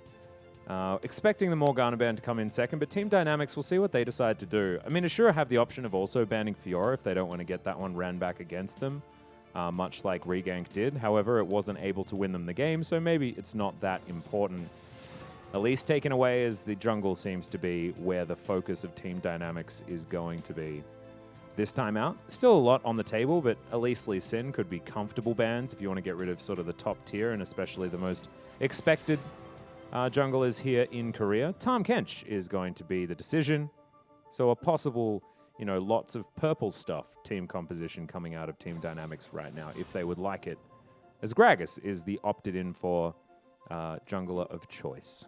And the reason that they're pinching more Magic or AP junglers is because they already have option to go for Aurelia on final pick. Yep. And that's obviously a pretty standard response to the Syndra, so given that they have a physical damage mid laner that they're still able to pick, you would just want to pinch more ability power or mage junglers. So Now ASURA, they lock in the Nocturne. I actually don't mind this here at all. Nocturne's able to be flexed mid, top, and jungle at this stage, so they reserve the time. Okay.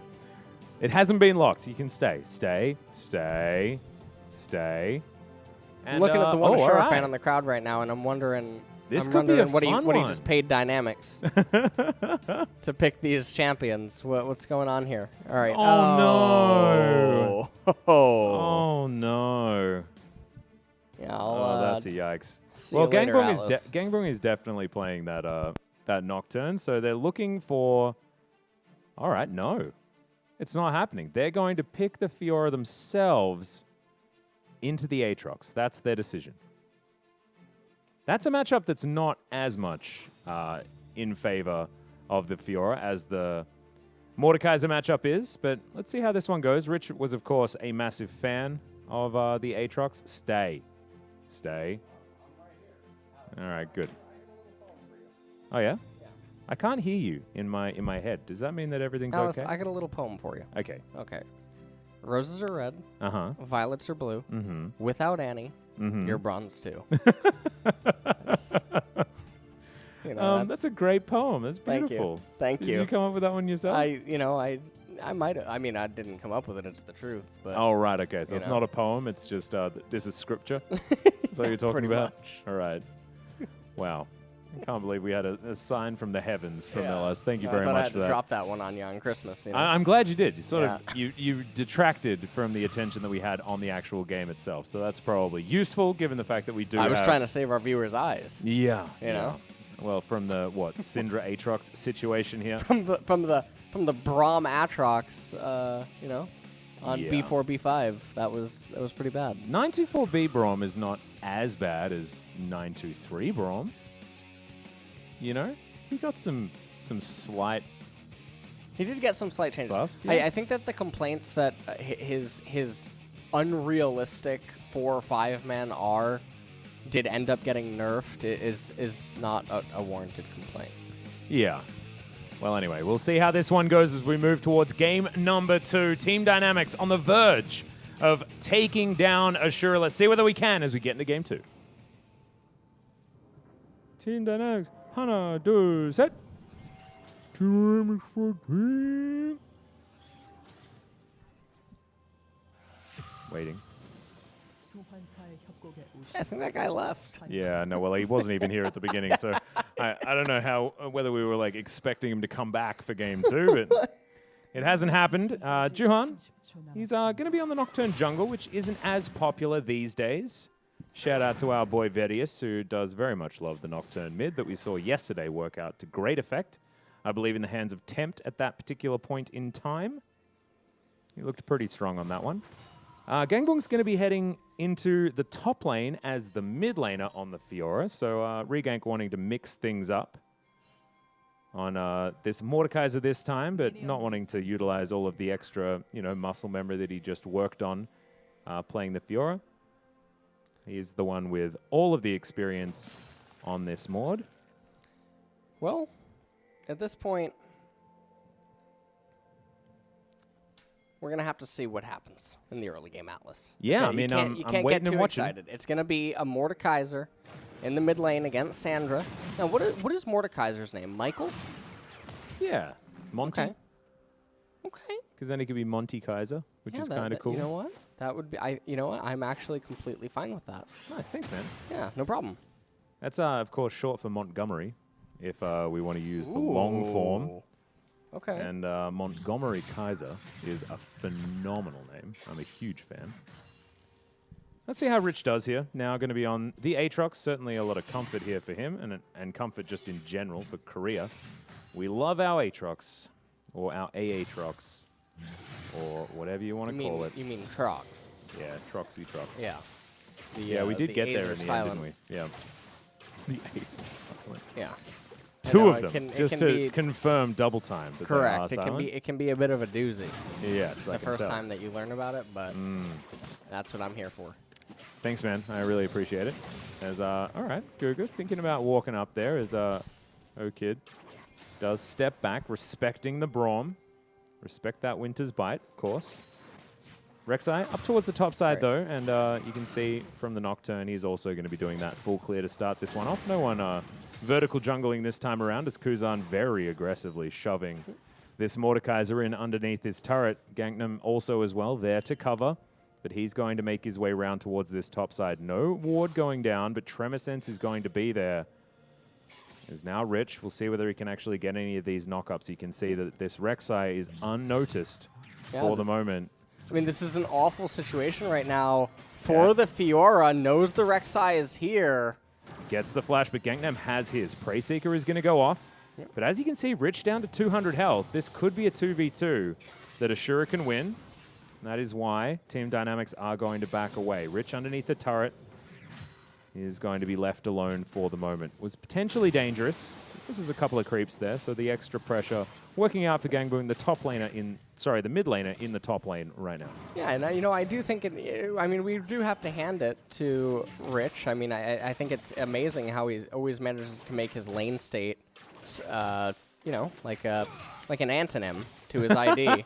You know, because it's always in a pretty poor state. But yeah, it's truly impressive how 2 games in a row now, we can't even make it through the first 3-4 waves without something absolutely catastrophic happening, but we get a big trade happening down here. Yep, speaking of catastrophic, that's the flash forward, and that is going to be First Blood picked up on the opposite side of the matchup than what we saw last time. Concussive Blows is going to stop IDK, and he doesn't find the Zenith Blade, meaning that GuGer is going to survive, but Feiz was not as lucky. That was just really bad positioning from that Varus, standing so far up the lane, just waiting for a Zenith Blade to connect.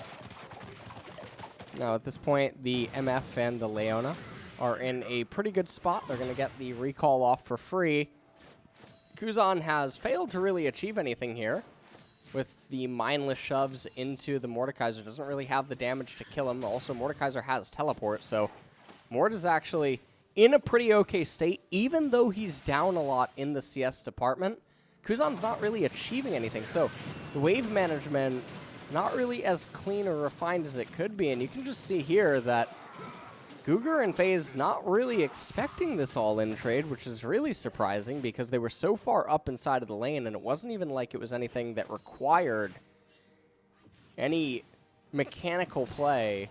Yeah, that was just, let's hit an E, and then they were dead. GuGer did everything in his power to try and make that one work, and Feiz held onto his flash, so possibly good news, as the flash was utilized by Okid to get that kill. Rich continues to fight, as now, in we go, Ganknam looking for something, doesn't get there. Flash still available, doesn't decide to go for any of the knockups.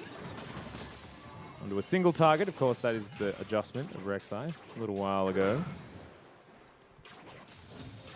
As, yep, Feiz and GuGer continue mindlessly pushing towards this bottom side. They can just recall now. Not really anything is able to be achieved like this, but I mean, through this, Nocturne is getting to coast freely towards level 6, and once that happens, it's going to end up being disastrous for the mid laner, and even the top laner, depending on what Fiora can do to soften up the Aatrox before any sort of a dive. But yeah, Rich is looking extremely vulnerable in the controlled setting. Yep, has a decent health bar right now, but as you can see, Nocturne waiting in the wings, level 6, almost to be gained. See how close he is if we do have a hover on over as the Gromp is now being taken, but maybe he can get it. Maybe a paranoia towards this top side could be an opportunity for the ASURA jungler, but not going to be. Going to need to move down to the wolves before that one is going to be an option. As in the mid lane, ReGank just going to collect this large minion wave that Kuzan prepared for him. Ganknam gets a red buff, and we'll see where he takes it. He needs to start trying to affect this map before the potential of the Nocturne is realized. Right now, sure, they're up 700 gold. Not really a massive advantage, but they also do know that Rek'Sai must be on the right-hand side of the map currently through deductive reasoning. Nocturne was just inside the blue side jungle, so this game, everything is going much, much, much better than the previous one. Yeah, and especially here towards the bottom side where things just started to go extraordinarily wrong for Team Dynamics. That was a point of power for them in game number 1. Of course, And Rich is missing so many of these knockups. As I say it, he hits one, but You jinxed him. as one of the first ones for quite some time, sort of the opposite caster curse. Start talking negatively, and eventually they figure it out. But Rich now, he's still ahead in farm. Still probably absolutely fine with how this one's going, as Ocean Drake now being started off by Juhan. Level 6 has been collected as well as topside. There's the grand challenge. It's been issued, but look at that damage. Oh. There's the flash, and Rich just picks up the solo kill. So the cast curse certainly there. You're welcome, Rich. Brilliant stuff. Turns it all around, grabs that kill, and grabs the CS lead. And now Ganknam, he's going to turn himself onto the Rift Herald Death Realm. Ended up being cast here, but ReGank. You just walk side to side. That's the counter to more. There's the flash forward. We're looking for him. ReGank goes down, and now Juhan in trouble as well. Stunned up, ignited, and destroyed. Double kill for Kuzan, and this game went from pretty good for ASURA to really bad, really fast. Yeah, they're forcing things for absolutely no reason whatsoever, and they're just getting punished for it. And it's really sad to see. Mordekaiser was actually doing so well in the CS department. Let's take a look at how this all transpired. So, in the middle of 8 minions, Fiora was compelled by an act of God here to just lunge onto the Aatrox. So, mind control is a pretty strong thing. Trust me, Atlas, I saw it at Worlds this past year. It's really impressive how these pro players can manage to be convinced by something. Who knows what it is? I didn't. I want to ask the ASURA fan in the crowd, but I'm not quite sure.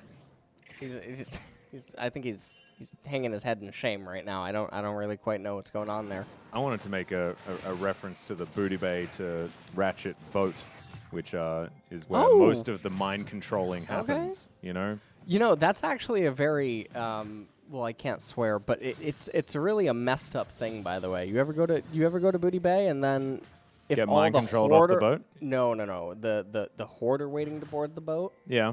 Then you board the boat as an alliance, and things happen to you once it departs. Yeah, no, that's what They I was follow talking you about. into the. Yeah, that's not. Something's wrong there. Yeah, it's a bit of a yikes. It's a bit of a yikes. I don't like it personally. So you got to try to run and hide in the ship or something. Yeah. Get downstairs. Something like that. Grand challenge is issued. You. Just massive damage coming on out here as we got 2 members of ASURA up here, but the drop is gained by Juhan onto Kuzan, and that means that it's just Rich being able to shove this wave in and no response from Gangboong either. He's got flash available, so should be all right, and Rich doesn't have his as Infernal Chains. Comes on in, lunge over the turret, as that's a decent riposte, but Rich didn't pick up turret aggro. And now Gangboong has to use the flash in order to get out. Okay, Conqueror working out quite nicely, but boop. Goodbye, Fiora, and this went from quite a good lane to woeful so fast.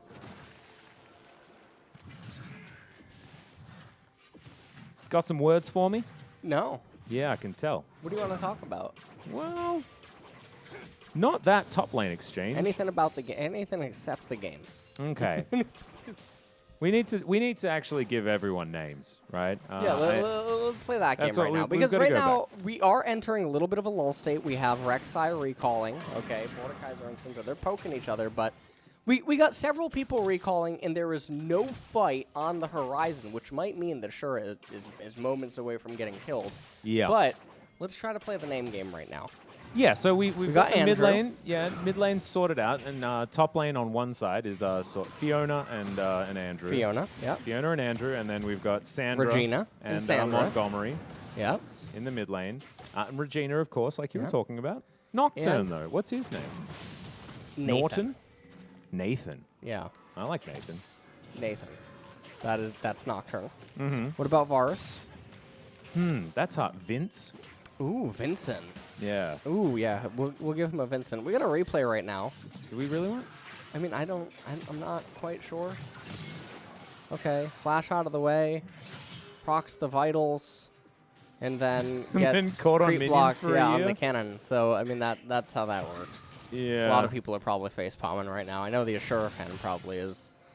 It's not great. Not great at all. I'm glad we got to see it again, though.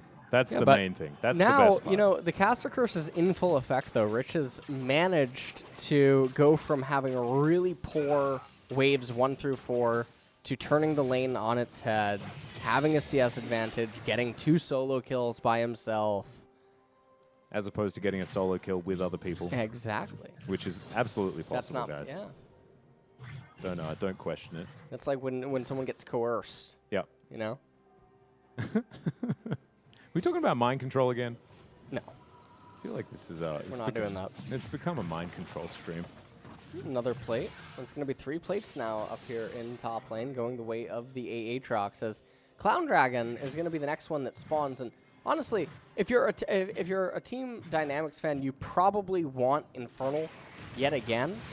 But if you're an ASURA fan, you really wouldn't actually mind if a Mountain ended up spawning.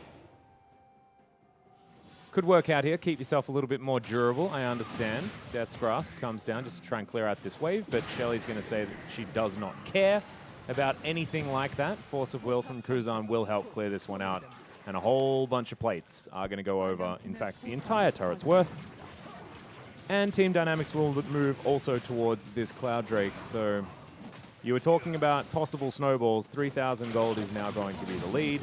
We're moving towards Mountain Soul, so better for ASURA than it is for Team Dynamics. But when the silver lining is that the other dragon spawned, it's not much of one. Yeah. To be honest. And so right now in the game, it's only about a 3,000 gold lead right now for Team Dynamics, and they are a team composition that spikes very heavy in the mid game, but the scaling, it is there on the side of ASURA. They have the Fiora, they have the Mordekaiser against the mid-rangey type of team comp. And they have a dead Varus as well. Nice gank comes in. Paranoia, well utilized, as now Ganknam comes in. Teleport over the top as well, but Ganknam decides that he doesn't actually want to dive forward. And Rich, all he achieves is fearing a bunch of minions. So yeah, not necessarily working out here as far as teleports or responses, and that means ASURA just walks away with a kill, and there's no response from Team Dynamics. Pretty wasted World Ender right there, as well as the teleport, and this is really helping the Fiora start to close the gap. We're actually going to see if Kuzan can solo kill the Fiora here. We'll see if he goes for it. Yeah, did try, but came up a little bit short. No weak there to be scattered, potentially. Knockups are going to land. That's the last Q. Nice damage as the Misfortune just dies at an afterthought, and IDK is going to walk out. But I don't know what they were doing, pushed all the way up right in front of a Mordekaiser. But Ganknam, easiest gank of his life, stays bottom lane, gets kill, moves on. And now we have Kuzan trying to bully. The Fiora ended up actually landing the stun. Doesn't go for any sort of flash ignite R plays, anything of that nature. Fiora would be able to get out of the stun and channel a riposte. I do really like that Kuzan was playing so aggressively, though, because as soon as that Paranoia is on cooldown, he just doesn't have very much threat from the ASURA side, especially given the fact that he's 2-0-0 and does have such a lead over his Mordekaiser opponent. So Kuzan just understanding cooldowns very nicely as far as when to utilize that aggression. And Feiz, you can see wandering around the enemy jungle, wants to pick up a Brambleback if he can get it. And Juhan wanted to do the same as well, but understands that the pressure is not on the ASURA side of things right now. No kid. Now with no turret to fall back to, can't be moving up this lane to play aggressively. Kuzan, will you find ReGank here as there's the stun. Unleashed Power is going to come out, but the Death Realm is going to block a lot of that alongside the W. Kuzan's still looking for more, but he has a very small amount of mana. Flash is now available and just gets him with a Scat of the Week. I haven't seen very many Scat of the Week last hits, but that's a nice one. Had just enough mana for it. Well, I mean, he scattered the week. Yeah. You see? Yeah, he did. He really put the name of that ability to use. Normally you put some orbs into it, but I just didn't even need any orbs. He wasn't trying to throw his balls around tonight. Yep. Well. That is not what was on the menu right there. Gonna have a bunch left over. Gangboong on the bottom side, but does have backup that's standing on a ward. A little bit unfortunately. Juhan going to head back towards his jungle, just try and get things to spawn. You saw his wolf camp was just coming back up. How do you feel about having the 15-second warnings on the neutral camps? I don't like things that take away skill. Do you know what I mean? I actually don't like timers. I'm like, for instance, so in my dream world or something, I'm fine with like a dragon sound going off. Someone should be forced to time it. Yeah. Like when a dragon gets taken, or when a baron gets taken. Or like when someone flashes and that sort of stuff. Oh, you know that's coming next. Just wait until when you hit tab and it shows when your opponent's summoner spells are coming off cooldown. That's if you the see end. them, right? Yeah. Oh, that's coming in season. That might 10 be in the next patch. That MSI, might be, yeah, it's coming. Is it going to be 10.1 or 9.25 that we get next? 9 or something, right? Yeah, I don't know. Well, we'll see. Fingers crossed. I'd like to have a flash timer because I can't be bothered keeping track of it myself. But you see, I'm an anti-intelligence player. I'm the opposite of you. I apologize. It's all right. Mid lane, Feiz just going to clear out minions very easily, but he's having a much worse time than he was in game number 1. This is going to be a game about Rich. Sort of like the tides have turned. Power is on the top side now as this Aatrox is very strong. Executioner's Calling was completed. Black Cleaver also done. 30% CDR. As well as the denial of the healing that, of course, those vitals are going to give back to you if you are the Fiora. Shirley coming on out here. 2 games in a row. We've got double Shirleys. This is fantastic. Yeah. Shirley's getting a lot of Shirley, action. there's just so many Rift Herald sisters coming out onto the map this time around. And Kuzan going to offer some help, taking him down a little bit faster. Double rod in the back pocket, so Kuzan putting himself together a really nice hat to go along with the purple stick that he already has. Mountain Dragon is available. And it does look like Team Dynamics, they're going to be the ones that run over and try to pick that up. Aatrox in close proximity. Rabadon's Death Cap completed on Kuzan. Actually, they're not going to start it right away, which is a little bit surprising. Interestingly enough, even though this would move them closer and closer towards getting a potential soul capture, and Mountain is really, I mean, it's okay for Dynamics as well when you consider the Death Realm or the initial burst from the Leona the MF, and then also even the Nocturne ultimate. Yeah.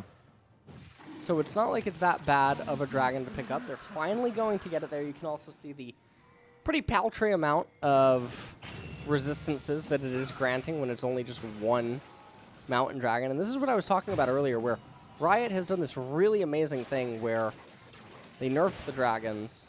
Yeah. And then they nerfed them again. Yeah. And yeah, they're not kind as of bad good. news bear. Yeah. Yeah. The only dragon that really tends to matter is the third dragon now.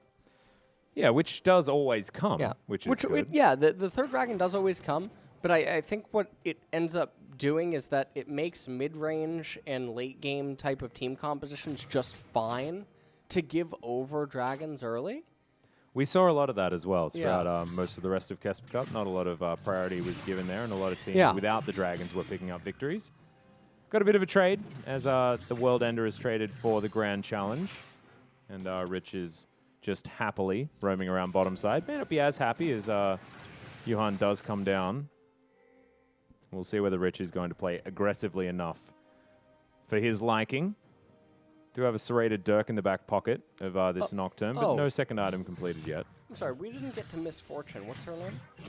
Yeah, I was actually thinking about that. I was thinking Melanie. Melanie could work. Missy could work. Okay. You know? That's fine. All right, we'll do Melanie. And what about Bob? Bob? Yeah, for Braum. Yeah, I like Bob. Yeah, Bob is pretty good.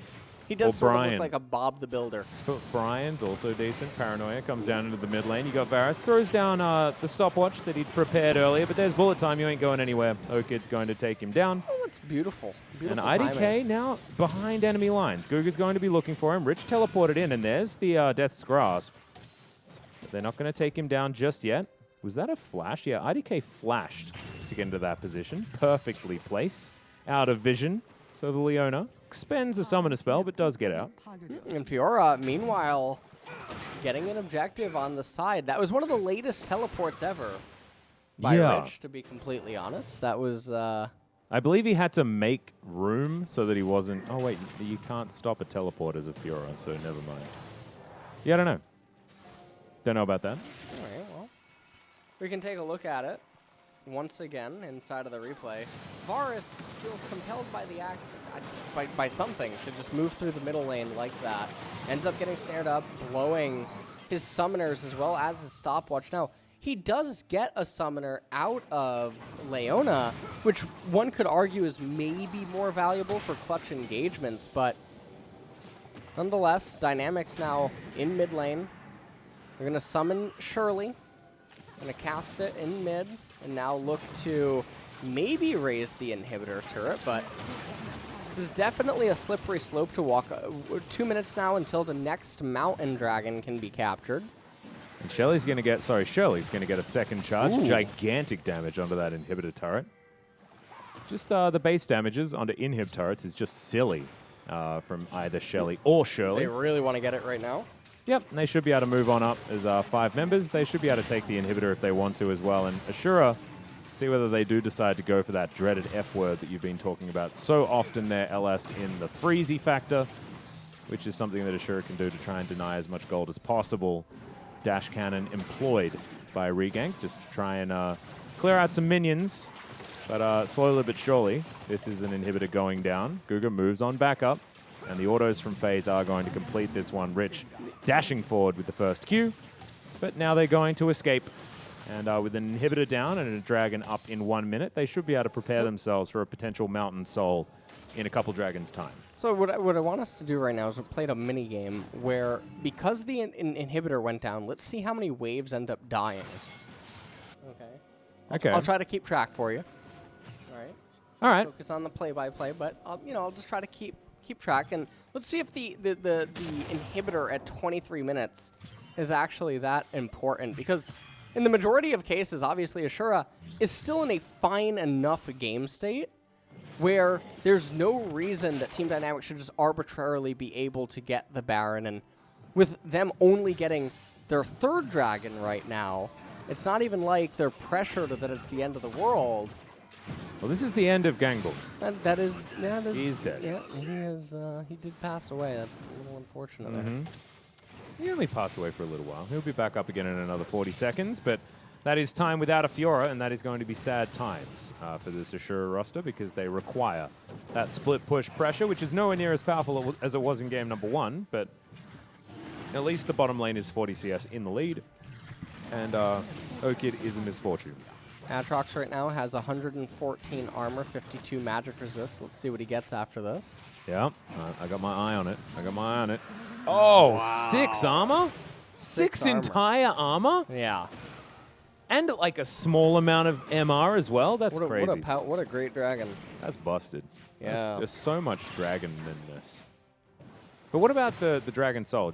How do you feel about the Dragon Soul's really good. Yeah, the shield's pretty sweet. Once they end up getting the Dragon Soul, that is when it will become really good. And so right now, thanks to ASURA trying to push back these minion waves, is very important right now, by the way, especially when they have blue trinkets available and the opponents can't actually Baron. It's imperative that they actually walk up to the waves. That's sarcasm, by the way, for those playing at home. Just pointing out. Okay. The Death's Grasp comes in. That's going to guarantee the knock-up, but also ReGank doing a lot of damage here to Ganknam. Throws down the ultimate, mostly just to buy time there, as of course the Death Realm had been employed. Flash out, just the tip of the Glacial Fissure is going to get the knock-up, but otherwise they cannot re-engage. And Team Dynamics now considering moving towards a Baron. There's a cheeky ward around the side there, so all information over to ASURA, but Baron has been started 26 minutes in, and they do have a lot of damage to take this one down. Rageblade Varus does so much Baron damage, especially alongside that Blade of the Ruined King and the Blighted Quiver. Now Juhan, I just don't know whether he's going to be able to get in there. The blue trinket's going to have to be utilized. The paranoia is going to have to get him into the pit, and he is going to die. Oh, it steals the Baron! Oh my god, goes golden. Immediately afterwards, as well as the Misfortune picks up the kill. The gallant, the valiant Nocturne does go down, but now it looks like the fight is going to be on. Oh my goodness, ultimate hadn't even been used yet as Rich tanks a whole bunch of it. Kuzan dives into the backline and just dies, as now the turnaround has been completed and ASURA have themselves 1,000 gold lead. That was one of the biggest throws I've ever seen. That is absolutely one of the largest throws. And remember what I was talking about earlier on about the scaling for ASURA? Well, it's going to be online now from this moment forward. So again, Nocturne, he comes in here, he steals the Baron away. And this is actually, I mean, it's just an absolute tragedy right here. You can see Kuzan, he goes in, He lands the QE onto Leona. Leona lands back onto him. He tries to drag Leona into the team, but in doing so, a lot of teammates take the damage from Misfortune's ultimate, and then no one has the damage, and Varus idly kites forward into the team. Yeah. So now ASURA, they're the ones that are going to be in the driver's seat. They have the Baron buff. They have the gold advantage. And this is sort of what I was talking about, where it can be really obnoxious to get to the Dragon Soul. And don't get me wrong, Dynamics will have a chance to capture the Dragon Soul, but clearly ASURA's team composition is now able to come online. It's going to be engaged. And so now we're going to have a real fight on our hand, and it's going to be a pretty scary situation now. So much extra global gold now available for ASURA as well, because they've only got 2 turrets that they've taken down. You can see ReGank looking to try and jump onto Ganknam, and yeah. Where do we go from here if your team dynamics is the question? 1.5 minutes on that Dragon Soul availability, but now so much more opportunity for ASURA just to deny that one away. This Misfortune is so incredibly large. And that's Guardian Angel completed as well. I believe in that last fight had only a dagger's worth of that rapid fire cannon and no Guardian Angel. So all of a sudden became extraordinarily strong. Did this Misfortune? But Team Dynamics not out of the woods just yet, and the Baron buff hasn't been able to break open the base or anything like that. So they'll get another fight, but the real tragedy here is take a look at all of the levels across all the champions right now. It's 2 levels in AD carry. It's 1 level in support. It's 1 level in mid lane, although Mordekaiser's been level 17 for quite a while now. 1 level as well in the jungle, and then the top laners are even. So these are base stats that are going in the way of ASURA. And remember, these champions are also stronger at this stage of the game, not only just individually, but also team compositionally. They fare and match up much better against their opponents. And so it's really going to take Team Dynamics outplaying ASURA here in order to come back in this game. Now, if they can obviously go for a do-or-die steal on the Dragon Soul, they can get the 3rd mountain for themselves, force the Elder to end up spawning. That would be a dream scenario, but right now, Fiora, she's at 2.5 items. She's starting to get out of hand. She's going to start threatening inhibitors, and she's going to start doing her permanent push. So Mountain Dragon's up right now, and this is the most important objective right now for Team Dynamics. Now, Ganknam, he lost Baron, but he could redeem it here with the Mountain. Yeah, trying to steal this one away, trying to get that extra shielding from the Dragon Soul. An opportunity as Rich is trying to defend this inhibitor turret, but is in position as they'll at least be able to take down the Rift Scuttler. All right, that's the exhaust landing onto ReGank. He's in trouble, but sets up the Death Realm, trying to get this work done. Nocturne's going to go down, as well as the Varus, though, towards the backside, but they lose Leona. Now ReGank chasing after GuGer as best he can, but he knows that he's going to be going down as Kuzan is going to lock down his triple. The teleport was invested, though, and now this inhibitor turret will go down on the top side of the map. Team Dynamics, they're looking desperately for this Dragon Soul, and Rich makes his way back towards his own base to try and defend. Okid, nothing he's going to be able to do to try and steal this one away, so Dragon Soul has been picked up, and Team Dynamics back in the driver's seat despite the gold deficit. They pick up the Dragon Soul, which is absolutely massive, because that is gutting Nocturne's damage now on his engage, especially because he went for a pretty special build. Oh yeah, the Edge of Night style. Well, here, you know what? Actually, let me use some antonyms. It's an absolutely fantastic Nocturne build that he has here going on. He has the Edge of Night paired with his spell shield, so he's going to do virtually 0 damage now whenever he presses R on a target. And we're going to see that here inside of this replay. Mordekaiser loses all of his HP. Nocturne presses R, but Nocturne wasn't really the main damage right there. It was mostly the Leona and the Misfortune, and Nocturne isn't really a champion right now. So ASURA, now with the Mountain Dragon, the 3rd mountain as well, bolstering the stats, they're basically playing a 4 versus 5. They got the top inhibitor, but here's the thing about top inhibitors in League of Legends, is when it's in close proximity to the Baron, it often ends up working against you more than it does for you, because the opponents are already there anyway, because they need to be close to Baron. Yeah. It's a little bit unfortunate. Now, if that Baron is going to be taken, it's up in 5 seconds' time. Both teams have open avenues towards getting into the base, but now you've got extra shielding, extra dragon power coming through from Team Dynamics, and they do certainly have an advantage there. So that Baron power play certainly not something that ASURA is going to ride home and tell their parents about. 3,000 gold, now the lead for ASURA still on the back end of that. And Fiora's doing Fiora things, just clearing out turrets. The grand challenge, but the riposte now on cooldown. But look at this, shows his back and grabs the extra healing, but in comes Ganknam. Doesn't get the Prey Seeker though, flashes forward though, that's going to get him in range. And that's going to be a very dead Fiora. It's going to be a dead Fiora, and that's going to mean that without Fiora, yes, she has teleport available, but it's 50 seconds until she comes to the rescue. It can come down to a Baron fight here. Now, Ganknam doesn't have Chilling Smite available, and with Mordekaiser having Death Realm and Rek'Sai not having QSS, it's a pretty scary situation. So, Fiora did end up dying, but she got the bottom tier 2 turret, and as long as she comes back up and nothing changes, it still ends up being a win for ASURA.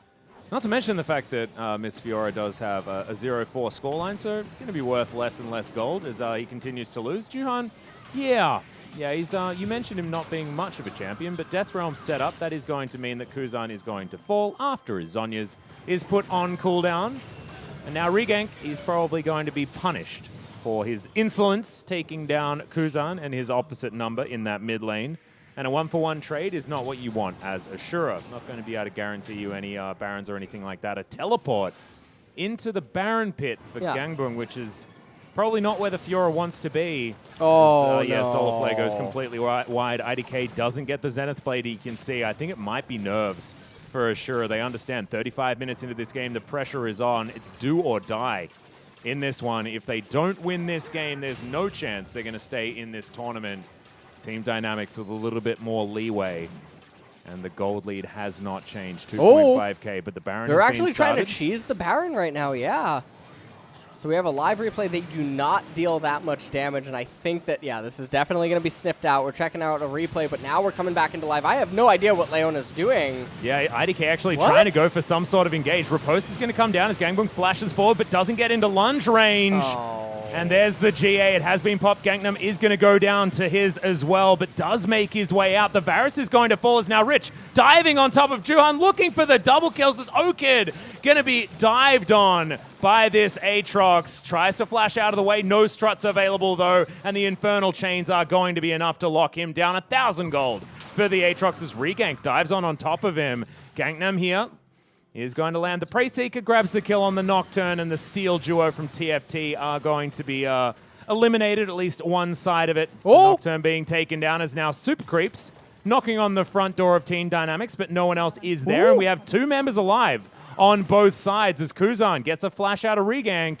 He's on top of Vision, but we've got backs coming out absolutely everywhere. And the Super Creeps doing work. They've taken one turret already. Yeah, the Super Creeps. I mean, it's not every day that you see the Super Creeps actually raise a turret, especially not from top lane.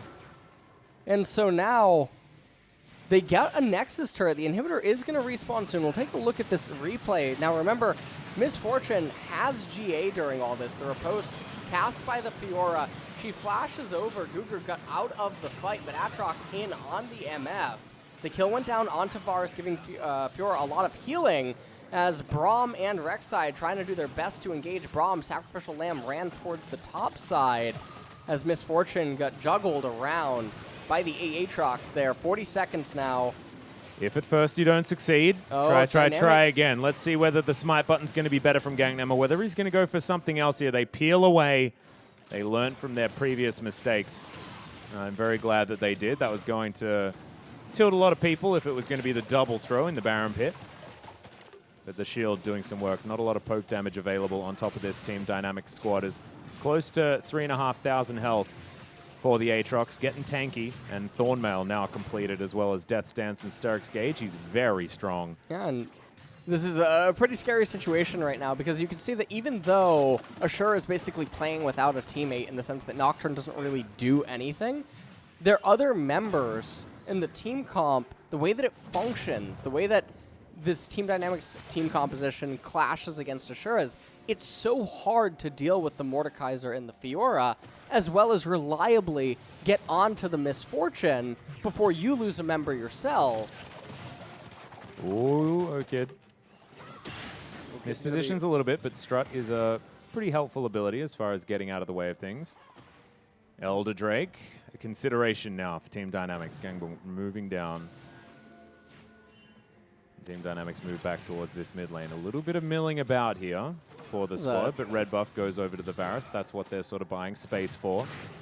Atlas, have you seen Cats? I haven't. I really wanted to. It was just out here in Korea. You saw the reviews? No. Okay. All right. Well, I mean, it's not so good. I mean, this game. I mean, it's really old. That's okay. I mean, this game is starting to. How did this happen? Okay. Well. Okay. Now Nocturne's gonna go in. Here we go. We're flipping a coin. Oh baby. Maybe a little bit early there on the Nocturne entry. He's already dead. Diving on forward. That's a great scat of the week coming out from Kuzan, but the Varus is already dead. Look at this. Elder Drake goes down solo, but there's only one smite in the pit. And that means now everyone is so incredibly tanky. Even Ganknam, he feels like a force to be reckoned with coming from the jungle, smacking people down. And yeah, passive or no passive, ReGank is going to be dying here. Ganknam takes him down, but the Aatrox falls as well. One member still alive. It's IDK against the world. As Kuzan and Ganknam are trying to chase him down, they want to get this minion wave, and you can see IDK does not want that whatsoever. He's trying to take it as far away from his base as possible. As the Eclipse comes up, Ganknam is going to be able to kill him. Is it going to mean enough time? Oh my god, the turnaround, but this is Hail of Blades. Rek'Sai, and she is going to be able to get rid of the Leona. Yeah. But that Dragon Soul shield was necessary to keep that yeah, Rek'Sai alive. the dragon, I mean, Nocturne, he just pulled the trigger a little bit too early.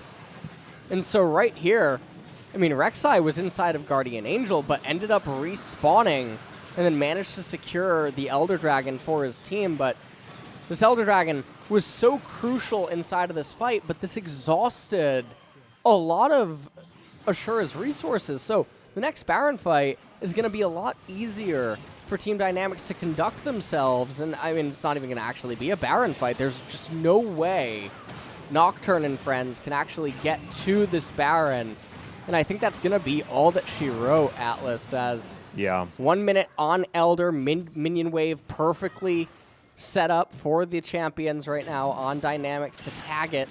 And now they're going to run it through mid lane. And I mean, the Mountain Dragon shields, they're not massive. You can see right now it's giving a couple hundred HP to everyone, but that really does matter when your Nocturne's full combo can barely tickle the shield. Not to mention, that sort of compiles on top of what Mountain Drake's giving you anyway, and with triple Mountain Drake, it's actually relatively potent as far as the extra stats that you get. That's Mercurial Scimitar already on cooldown on Feiz's side, so nice work from IDK to make sure that that one's there. That means Death Realm has to be respected as the Death's Grasp comes in, and no more respect onto that one whatsoever as Rich just obliterates the Mordekaiser, and now the World Ender comes in, flash on forward, and immediately the Misfortune is taken down. Team Dynamics have finally found themselves as Juhan down to his Guardian Angel and will be put into the Death Chamber for the last time in the KeSPA Cup for 2019, because Team Dynamics have got the successful 2-0 over the top of ASURA and will move on to face Gen.G in the final for this group. Yeah, you know what, though? I mean, they're going up against Gen.G. They managed to close this out 2-0, but game number 2 almost slipped away from them. Yeah. And there is still so many glaringly obvious problems in their play. Not to mention the draft being really annoying as well. Like Korean teams in drafting, come on, let's stop right there. Okay? That's like oil and water. Yeah. All right. Still, frustrating, to say the least. As Team Dynamics, they are going to be successful. As far as MVP is concerned, I'm not entirely sure. I'll probably give it to Rich at this stage. Which is really surprising. Yeah. So, you know, but I think that Kuzan actually would be a pretty prime candidate. He saved a lot of team fights with some of his Q&Es on Syndra, as well as just prepping a lot of the champions to be easily killed. Rich got very large advantages, and then he was about as slow as molasses with some of his teleports at a lot of key points. And then in some of the team fights, yeah, he did stuff that was expected of him, but the transition relative to the advantage that he accrued for himself early on, I don't know if it was better than the stability that Kuzan granted. No, I think you're right. I think you're right. That being said, I mean, he made the leads that he got in this game himself, which I think was impressive. The back-to-back solo kills up there towards the top side in a matchup that was opted in for over the side of ASURA. So that's certainly something that I think was very impressive. However, this wasn't. This was a Team Dynamics bottom lane that had played extraordinarily well in Game 1, just completely throw their advantage. So it's unfortunate stuff. Riposte not doing any work there. So Rich playing this one out quite nicely. Yeah, managed to get himself 2 solo kills. This was the real donkfest right here. This is where they got clown bopped in mid, giving away 2 kills for absolutely no reason. But this was the miracle Baron steal that honestly put ASURA in the lead. Yeah. But they weren't able to do anything with the lead. They misjuggled some of the dances that occurred shortly thereafter this and couldn't really find an opportunity. But also, I mean, you really got to give the MVP over to Nocturne's itemization this game. It was truly something that was necessary for ASURA. The edge of success. Yeah. Yeah. Yeah. Not the edge of night, I'll tell you that much. Yeah. And also, when you're at the edge of success, you haven't made it to success yet, which is the main thing that we need to bear in mind. Works? Yeah, that's how that or works. Or what if you're so successful that now you're at the edge? Oh, the other edge? The other edge. What's after successful? Happiness? No. Is that how that works? Is that not the right direction? Should we go somewhere else? I don't know. I've been looking for a while. I haven't found it yet. It's all right. All right. I didn't find it here either, to be perfectly honest. Yeah, all right. Maybe we could find it in a Gen.G composition as we watch that team perform further in the tournament. Didn't learn a whole lot today, but certainly looked like they had the potential to be one of our more powerful teams in the LCK. Yep. Despite what happened in 2019, it's a very different squad, apart from what we probably call the best bits of the team. This was the last team fight. It was a shellacking. This is Dragon Soul, Elder Drake, and Baron, all circling the members of Team Dynamics. And when you've got that many buffs, it's just not a lot you can do. And emote spam is certainly one of those options. A lot of damage from Rich here, but you can see Kuzan really lifting his weight here today. Yeah, he definitely did. And Dynamics, they'll walk away from this 41 minutes in game number 2. Definitely not looking that clean. So for people that are wondering maybe how Dynamics versus Gen.G is going to pan out, it's probably, you know, maybe not so good. We are going to move into an interview here with the players. You guys can listen along, but unfortunately we're not going to be able to offer you too much of the translation. But do what you can. Maybe Google Translate can help. We'll see in a bit. 주전으로 이번에 새롭게 합류하게 되시면서 뭔가 방송적으로 경기는 처음이었는데 승리 소감 먼저 여쭤볼게요. 일단 제가 1세트에는 굉장히 잘했다고 생각하는데 네. 2세트에 좀 많이 못했다고 생각하거든요. 그런데 이렇게 이기는 거 보면 다음에는 완벽하게 잘해서 그냥 이기도록 하겠습니다. 그렇습니다. 말씀하신 대로 뭔가 두 번째 세트 때는 바텀 쪽을 집중적으로 상대가 좀 공략하는 장면들이 있었긴 했습니다. 자, 먼저 이제 뱀픽에서의 또 여쭤보고 싶은 게 있는데요. 아수라의 뱀픽, 그러니까 첫 번째 뱀픽에서 어떤 상대방의 뱀픽이 중계진의 말을 빌리자면 그야말로 아수라였다. 뭐 이런 점들, 야라가스 조합에 대해서 좀 말씀을 하셨는데 그런 부분에서 상대 뱀픽을 보면서 어떤 생각을 하셨는지 좀 궁금합니다. 일단 저희는 세나 상대로 바루스가 굉장히 좋다고 생각해서 네. 세나가 나왔을 때 그냥 바루스 하면 이길 수 있겠다 싶어서 그냥 바루스 했던 것 같아요. 그렇습니다. 어떤 바루스를 지속적으로 선택하면서 경기력을 보여줬는데 저희가 앞서 얘기를 했지만 뭔가 두 번째 세트에서는 좀 어려웠던 장면들이 있었는데 그래도 뭔가 팀적으로 잘 단합하는 모습들로서 극복을 했다고 느껴지는데 어떤 점들이 승리의 주된 요인이었는지 궁금합니다. 일단 제가 좀 많이 잘렸거든요. 근데 형들이 되게 멘탈 잡게 잘 해주고 괜찮다 하면서 천천히 후반 보자 이런 식으로 네. 말해줘가지고 좀 편했던 것 같아요. 아무래도 그런 장면들 바론이 스틸당했던 장면이 좀 인상 깊었는데 그때 팀 단위로 또 어떤 이야기들이 부산에서 있었는지 궁금한데요. 어느 정도 이제 못 오게 막아줄 것 같았는데 레오나가 와드 받고 녹턴이 궁으로 날아오더라고요. 네. 그래서 강타 싸움 안 질 거라 생각했는데 졌더라고요. 네. 그때 어떤 얘기 하셨나요? 괜찮아. 네, 괜찮다. 이 정도였던 것 같아요. 아, 그렇습니다. 아무래도 다독이는 장면들이 있었는데 이번에는 옆에 계신 리치 선수에게 또 질문 나눠보도록 하겠습니다. 네, 안쪽으로. 자, 리치 선수도 이제 새롭게 리빌딩 이후에 첫 경기를 가지셨는데 또 오늘 승리 소감 어떠신지 궁금합니다. 주전으로 출전해서 이겨가지고 너무 기분이 좋은 것 같아요. 아, 그렇군요. 아무래도 많은 분들께서 이런 포지션 변경 부분에 대해서 좀 궁금하실 것 같은데 본인이 이렇게 포지션 변경을 한 주된 이유는 뭐라고 또 이렇게 답을 해주실 수 있을까요?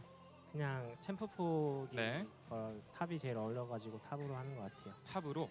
그런 점에서 오늘 두 번째 세트에서는 상대가 라인 스왑을 하면서 이제 상대해야 될 챔피언이 바뀌었는데 그때 상대 챔피언을 보고 어떤 생각을 하셨나요? 둘 중 뭐가 와도 아트록스로 이길 수 있다고 생각해가지고 네. 그냥 편안하게 한 것 같아요. 편안하게 하셨다. 그런 점에서 두 번째 세트에서 MVP까지 달성이 됐던 것 같은데 역시나 앞서 제가 여쭤봤지만 바론 스틸 장면에서 또 힘든 그런 시간들이 있었는데 마찬가지로 장로에서의 대치 상황도 굉장히 숨막혔거든요. 그때 또 부산에서 어떤 이야기가 있었나요? 바론 스틸은 뭐 그냥 강타 싸움은 어쩔 수 없는 거라 가지고 네. 잘 잡고 하자고 했고요. 장로 싸움은 독턴이 먼저 죽고 시작해가지고 좀 콜이 많이 갈리긴 했어요. 한타를 보자, 장로를 보자. 네. 어떻게 둘 다 이겨서 좋게 된 것 같아요. 본인은 이제 어느 쪽으로 하자라고 또 얘기를 하셨나요? 저는 그냥 모대공 들어가 있어서 아무것도 안 보였어요. 아, 아무것도 안 보였다. 하지만 뭐 아무것도 안 보였는데도 굉장한 플레이들로서 또 MVP까지 달성을 하셨습니다. 자, 이제 다음 상대가 예전 또 소속팀이었던 이제 젠지를 상대로 맞붙게 될 텐데 그렇기 때문에 더욱더 팬분들께서도 이런 각오 궁금해하실 것 같아요. 각오 한마디 해주신다면요? 주눅들지 않는 플레이로 좋은 모습 보여드리도록 하겠습니다. 네, 알겠습니다. 자, 마찬가지로 페이즈 선수 역시 이제 팀 다이나믹스 LCK 승격을 위해서 뭔가 좋은 모습을 또 보여드리는 게 중요할 것 같은데요. 각오 한마디 해주신다면요? 다 이기고 올라가겠습니다. 다 이기고 올라가겠다. 아, 역시나 약간은 웃으셨는데 같은 생각은 혹시 아니신가요? 네. 아, 네. 자, 오늘 이 자신감을 들어볼 수 있는 인터뷰 두 선수와 함께 나눠봤습니다. 자, 오늘 준비된 16강 두 번째 경기 이렇게 팀 다이내믹스가 2대0이라는 완벽한 승리를 거두면서 끝이 났습니다. 이제 이어지는 매치들 내일도 여전히 준비가 돼 있습니다. 여러분 끝까지 함께해 주시길 바라겠습니다. Look out for me, look out for me, look out for me. Here I come. You better be ready, 'cause when I All right, guys. So tomorrow, today's results, Gen.G were able to topple GC Busan very comfortably. The Ascension version, Rising Star not actually in this tournament, as Team Dynamics were, of course, also able to take down ASURA. 2-0 fashion, double matches so far. Probably our fastest day so far, apart from Game 2 being a little bit longer than otherwise would have been expected. Round 1, as you can see, is the results over the last couple of days before this. Breon Blade were able to topple APK Prince. Of course, in 2019, they were teams that were both in challenges, but APK just promoted and just left KeSPA Cup, which is a very, very strange outcome indeed. But having a look at today's results, Gen.G will verse Team Dynamics, and it will have our last round 1 day tomorrow, with DragonX making their KeSPA debut alongside Jin-Air Green Wings, as far as teams that you may know the names of, and KEG Changnam and Spear Gaming are going to be your more unknown squads. Of course, any KEG squad is coming up through a KeSPA tournament, the top 2 teams from that KeSPA Amateur League before this tournament will be represented here, and KG Seoul was actually okay up against KT. Of course, the KG Seoul team was mainly made up of DragonX trainees, and we'll see what KG Changnam is going to be able to do tomorrow up against DragonX, which is looking like a very, very scary matchup. Chovy and Deft, oh man. Yeah, I imagine that King or I know, man. It's like T1s. Don't let those SKTs or King Zones come out. No. No, it's hard. It's okay. It's hard, but so DragonX tomorrow probably just going to sweep it 2-0. Probably in similar I would expect that it would be very akin to Gen.G's performance. Yep. I'd certainly earlier put on today. Gen.G and DragonX then, up in the top echelon, yeah. Where will you be when Jin-Air gets a win? A win in the KeSPA Cup, does it mean as much as any other? A win's a win for Jin-Air. That's absolutely true. Look, you know what I mean? I don't know whether Spear Gaming is going to be the team to topple the Jin-Air Green Wings. I believe that tomorrow is the day that the Glad plane If Spear flies. Gaming beats Jin-Air, they need to rebrand to Long Guinness. You You know what I mean? Yeah, All I know right. what you mean. Well, we'll see whether that does actually happen. I highly doubt that it does. I think that it's time for Jin to fly. But also, probably time for us to sign out as well. You're back here again tomorrow alongside Achilleos for, Dragon X and for Jin, both squads that everyone is looking forward to seeing. How was it to be back on the desk? Are you excited for the rest of 2019 and 2020 and beyond? Well, I mean, Yeah. I'm looking forward to the drafts, Alice. They're always the most exciting thing. Yeah, I mean, they have been really good in this tournament. So if it continues down that route, you're just going to be stuck to a desk, aren't you? Just glued to it. Just never want to leave. I'm just enthralled to be here, with these drafts. It's okay. Oh, no. Everything's going to be fine. The Nerf Drakes, Yep. love it. Okay. Are we going to rebuff them? How do you reckon we rebuff them? Do we I rebuff don't them? even know what to do anymore. No. Okay. Just get rid of the Drake. Yeah. Drake's not there. It's just have more Rift I mean, it may Heralds. as well not be there until the third or the fourth dragon. But what about this? Let's just think about this. I'll tell idea you for what. one second. If you get 2 Infernals, you're still not happy. No, It's I know. still It worse doesn't- than the it old does not- Infernal. Yeah, it doesn't do quite enough. Yeah, it was nerfed a little bit too much. But I was just muse with me just for 1 Yeah, second. okay, All right. So sure. you've got Shelly and Shirley. Yeah. Top side of the Shirley, map. Yeah. Eliminate Dragon. Just Mhm. put another Rift Herald, and we can have No, Harry make and dragons Harold. better. And we'll have Harry and Harold. I'm done with you. That we just only Rift Heralds Okay. from now on. They're just everyone slamming everywhere. Good. Yeah. What if Dragon and Rift Herald randomly spawned in each other's pits? Just mixed up the game. Why That'd not? kind of be cool. I wouldn't mind it. I mean, lane swaps would be frustrating. And They'd be better. They'd be more strategical. it's strategical and cool. Yeah. But you don't know where it's spawning at the start of the game, right? So you can't draft Yeah, for a lane swap. exactly. That's kind of cool. These are the important things. Mhm. The ASURA fan has left the building. Yeah, no, I bet. Was he ever in the building? I is mean, the I'm question. not really If a quite tree sure. falls in the forest, doesn't make a sound. Yeah, I because know. that ASURA fan definitely didn't make a sound. Yeah, even when the Baron was stolen, he didn't. Yeah, no. I think he put his hands into his face. I think his ears pricked up a little bit. But he's like, Yeah. I've been disappointed Yeah. before, It's all right. and thankfully he didn't react and wasn't fine. disappointed. So it's absolutely fine. Yep. Ashura, we'll see whether they can make waves in the challenger scene. They are still in challenges, of course. Breon Blade, though, do you know much about this team? Because we didn't have the full backstory of Breon Blade when they were able to take down APK Prince. Is this a team to be scared of? Is this a team to look forward to Breon- seeing in summer, maybe? Brian was always an upper tier Challenger Series team. Mm-hmm. So, in terms of what they're gonna do against a freak, I don't think that they should be. Bless you. See, I'm allergic to your question. Yeah, okay, got it. Well, we're right. going to have to end then. Good night, guys. Merry Christmas. Of course, thank you so much for hanging out with us during the Christmas KeSPA 2019 broadcast. We'll be back tomorrow with more action. And for now, good night.